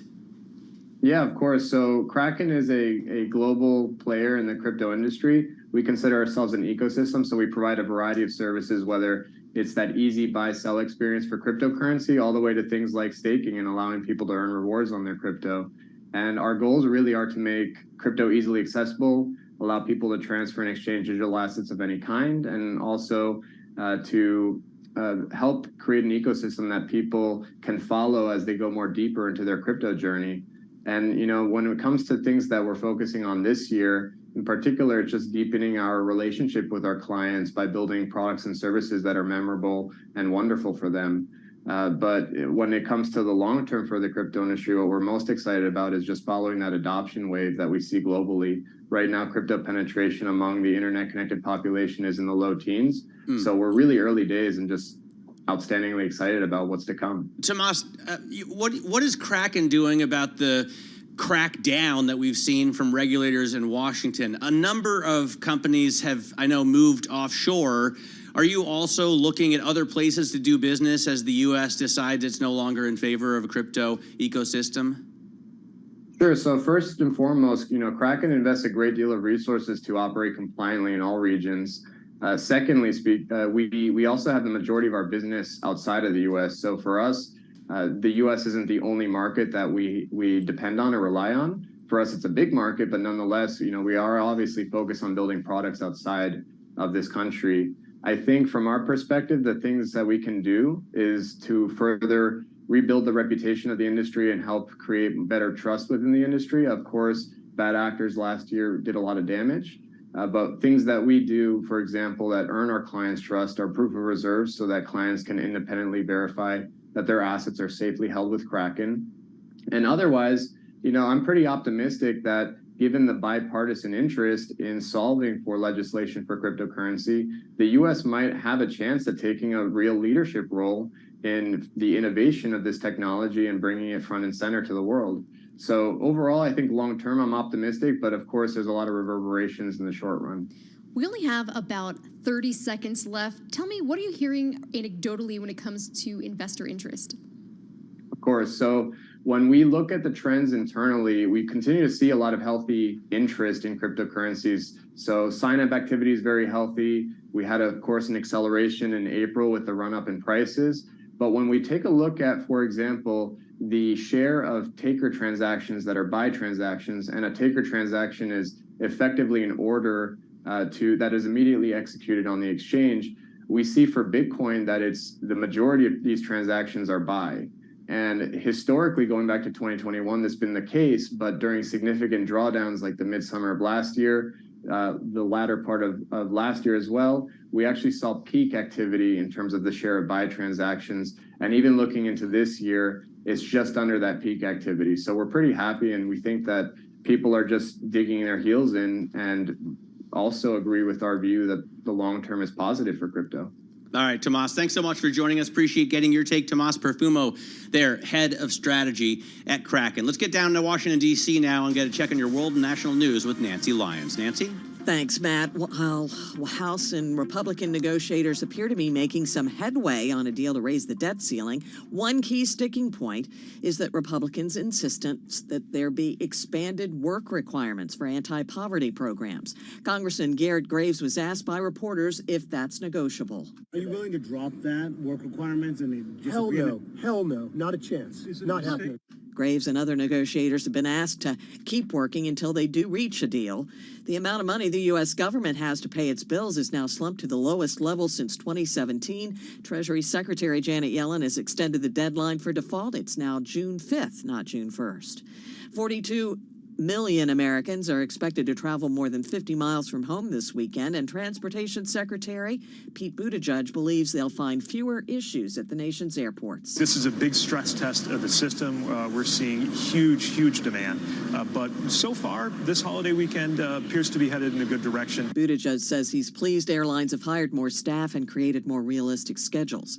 Well, the U.S. Navy is accusing Chinese hackers of breaching its IT system. Navy Secretary Carlos Del Toro tells CNBC the branch was impacted by a state-sponsored hacking group dubbed Volt Typhoon. Microsoft warned about the breaches on Wednesday. It says it has moderate confidence the hackers gained access to targets in the U.S. and Guam in preparation for upending communications in the event of a future crisis. Concern is mounting that China might take military action to enforce its claim on Taiwan. China denies the hacking accusations. It calls Microsoft's report extremely unprofessional and a patchwork. In Washington, I'm Nathan Hager, Bloomberg Radio. Global news 24 hours a day, powered by more than 2,700 journalists and analysts in over 120 countries. I'm Nancy Lyons.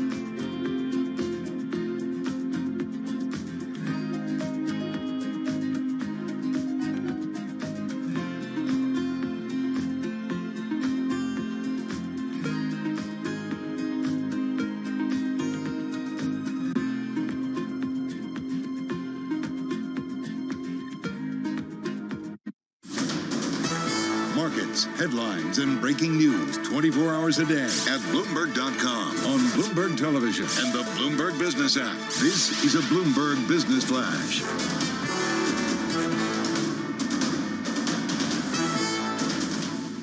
It's 4:40 on Wall Street. We do check markets all day long here at Bloomberg. The Dow, the S&P, NASDAQ rallied today. Russell 2000 up as well today, up by 1%. But we begin with the NASDAQ 100 index. It surged 2.6% today. To put that in context, NASDAQ Composite Index up 2.2%. S&P today up by 1.3%, higher by 54 points. On the week, the S&P 500 index gained 0.3%. Dow Industrials rallied 328 points, up 1%. Even with that advance, so the Dow remains negative year to date, down for the year by just about 0.2%. 10-year yield 3.79%, 2-year 4.56%. This frenzy surrounding artificial intelligence led another day of gains in the stock market, as traders also grew more confident that a deal on the U.S. debt limit will be reached. Spot gold today up $5 to $19.46, up 0.3%. West Texas Intermediate crude up 1.3%, $72.77 a barrel. Brian Frank is Chief Investment Officer at Frank Capital Partners, and right here on Bloomberg Markets, he told us the stage is set for a move into value stocks. The leading economic indicators are negative. The yield curve's been inverted for a very long time. We're just kind of waiting on the coincident indicators to go negative here. And generally, that leads to a rotation into value. So hopefully soon, we don't want to root for a recession, but clearly, I think if you're a prudent investor, you should be planning for one right now. Gap shares rallied 12.4% today. Gap reported better than expected results in the first quarter, showing the retailer's cost-cutting measures are sparking improved performance. Again, recapping 10-year yield on this Friday, 3.79%. S&P ahead of a long holiday weekend, finishing the week at 42.05, up today by 1.3%. I'm Charlie Pelleton. That is a Bloomberg Business Flash. Charlie, thanks very much. Charlie Pellet there with the Bloomberg Business Flash. Matt Miller here in for Tim Stenovec this summer. We got Jess Metton filling in for Carol Master today, and we are in the Bloomberg Interactive Broker Studio. And Jess, we got another Aggie lined up for you. I'm so excited we do. So we have Alyssa Sangster, Chief Executive Officer of Forte Foundation, on the phone from Austin, Texas, who's going to talk to us about a study from Forte about MBA pay and the promotions gap, which we've been speaking about a lot. We just had a recent story in Bloomberg Business Week about this. Alyssa, how are you? How are you?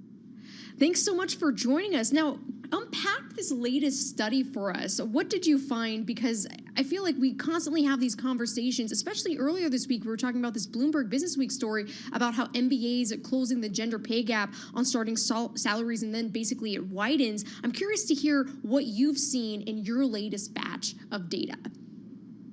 Sure. So we looked at a number of factors, and including compensation, career progression, and kind of the leadership barriers that are holding women back.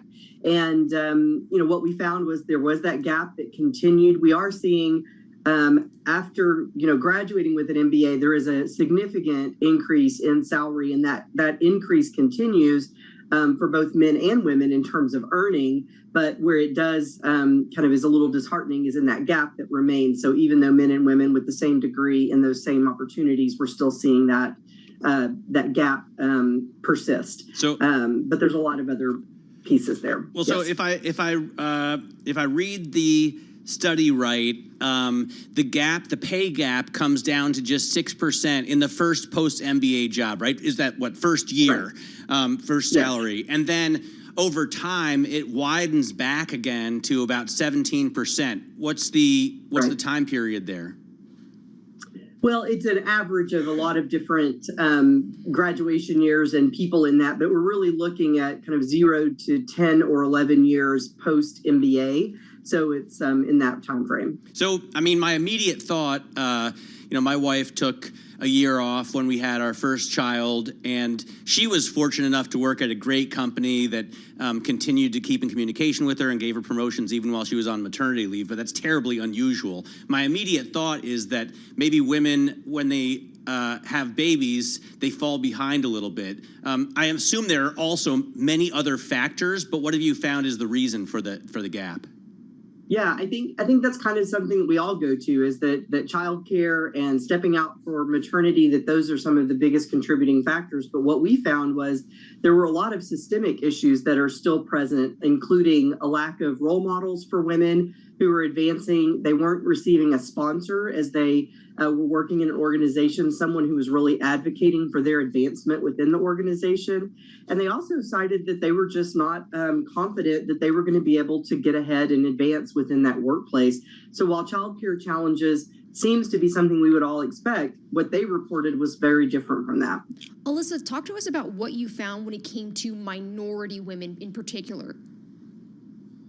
The unfortunate finding here is that out of all of the categories, if you look across underrepresented men and women and non-URM men and women, the URM women were always in fourth place. No matter what criteria factor you were looking at, they were always at the bottom. But what we also found that they were number one in was those most likely to leave their employer for some of these very reasons that we've just cited. And so 4 out of 10 underrepresented women said within the next year, they were looking to leave their current position and employer. So that's a big signal of concern. What do you, I mean, I was thinking, what do you tell companies that want to fix this? And I'm sure that you have a list, a prescription that you can give to managers to set it right. But I also wonder what you tell students who are graduating and heading into the workforce about how they can try and get ahead of this and at least do what they can on their end to try and keep it more equal. Yeah, I mean, I think, in any kind of educational environment, it's like a petri dish. You can test theories, you can talk about change. And I think what we think is most important during those MBA years is to really ask yourself, what kind of leader do I want to be? What kind of equity do I want to see playing out in the workforce? And how am I going to change the way business is done and thought of? Because so much of this is legacy and, as I said, systemic issues. So these are our future leaders. How can we prepare them to address these things spot on when they get into those leadership positions? There's a number of things companies can do, and investing in that management talent is really critical because they're the ones that make these decisions that make it difficult for underrepresented women and non-URM women to really advance because they're not prepared and equipped to deal with the challenges. So more education, more training, more coaching, all of that really would help break down some of these barriers. When it comes to the scope of getting an MBA, I'm curious if your research, and as far as the findings, are we still seeing the same amount of people trying to go out and get one, or have you seen any sort of pullback as far as coming out of the pandemic at this point? Sure. No, applications to MBA programs ebb and flow, and they actually ebb and flow with the economy. And so lingering recession usually means applications are going to go up. And as layoffs happen in corporate America, you see those numbers of people applying and enrolling in MBA programs grow. So we have not seen a decline except related to kind of the economy. And in terms of the applicants, I'm sure this wasn't part of the study, but do you see more and more women applying for MBAs? We do. I mean, one of the things we've tracked since the beginning is the growth in the number of women enrolling in those MBA programs. And over the 20 years that Forte has been in existence, it's gone from about 25% to where we're now seeing it around 42% enrolled. And many of our programs are very close to 50, if not already at 50%. So that's been one of the metrics we've been very proud of as an outcome from the work we've been doing with our partner schools. All right. Alyssa, thank you so much for joining us. It's been such a pleasure speaking with you. That's Alyssa Sangster, Chief Executive Officer of Forte Foundation, on the phone from Austin, Texas. And she's breaking down that data that we had in this story from Bloomberg Businessweek earlier this week from Jeff Green. He did this story on MBAs close the gender pay gap on starting salaries, and then it widens. But it's really fascinating just seeing this dynamic, Matt, and what you were talking about is specifically when it comes to your wife as well as far as the workplace. Yeah, well, she really had to push for that, and that's why I wonder what they teach MBA students. But you hope as these new companies mature that they'll and encourage managers to give the same pay to women and men.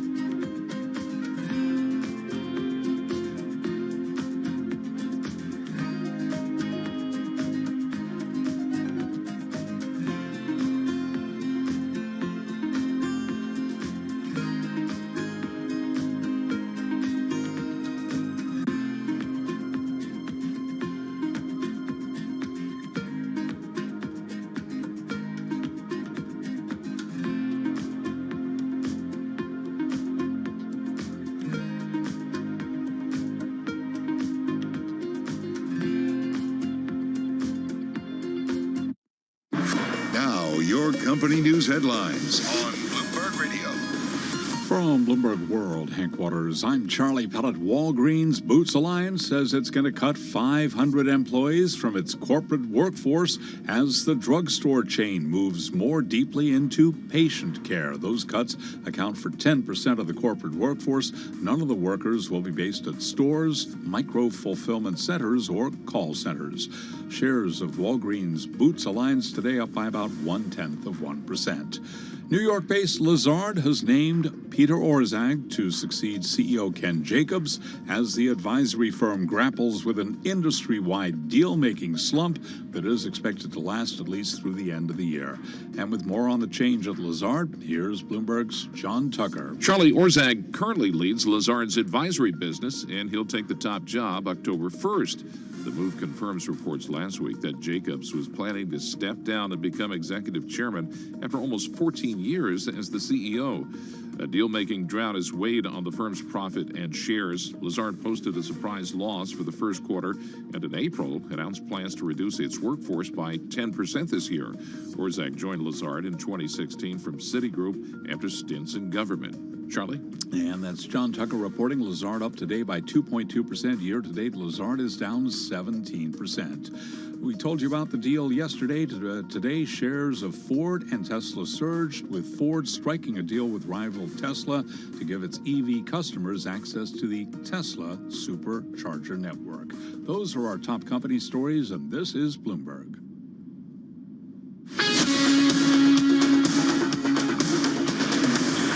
You're listening to Bloomberg Business Week with Carol Messer and Tim Stenevec on Bloomberg Radio.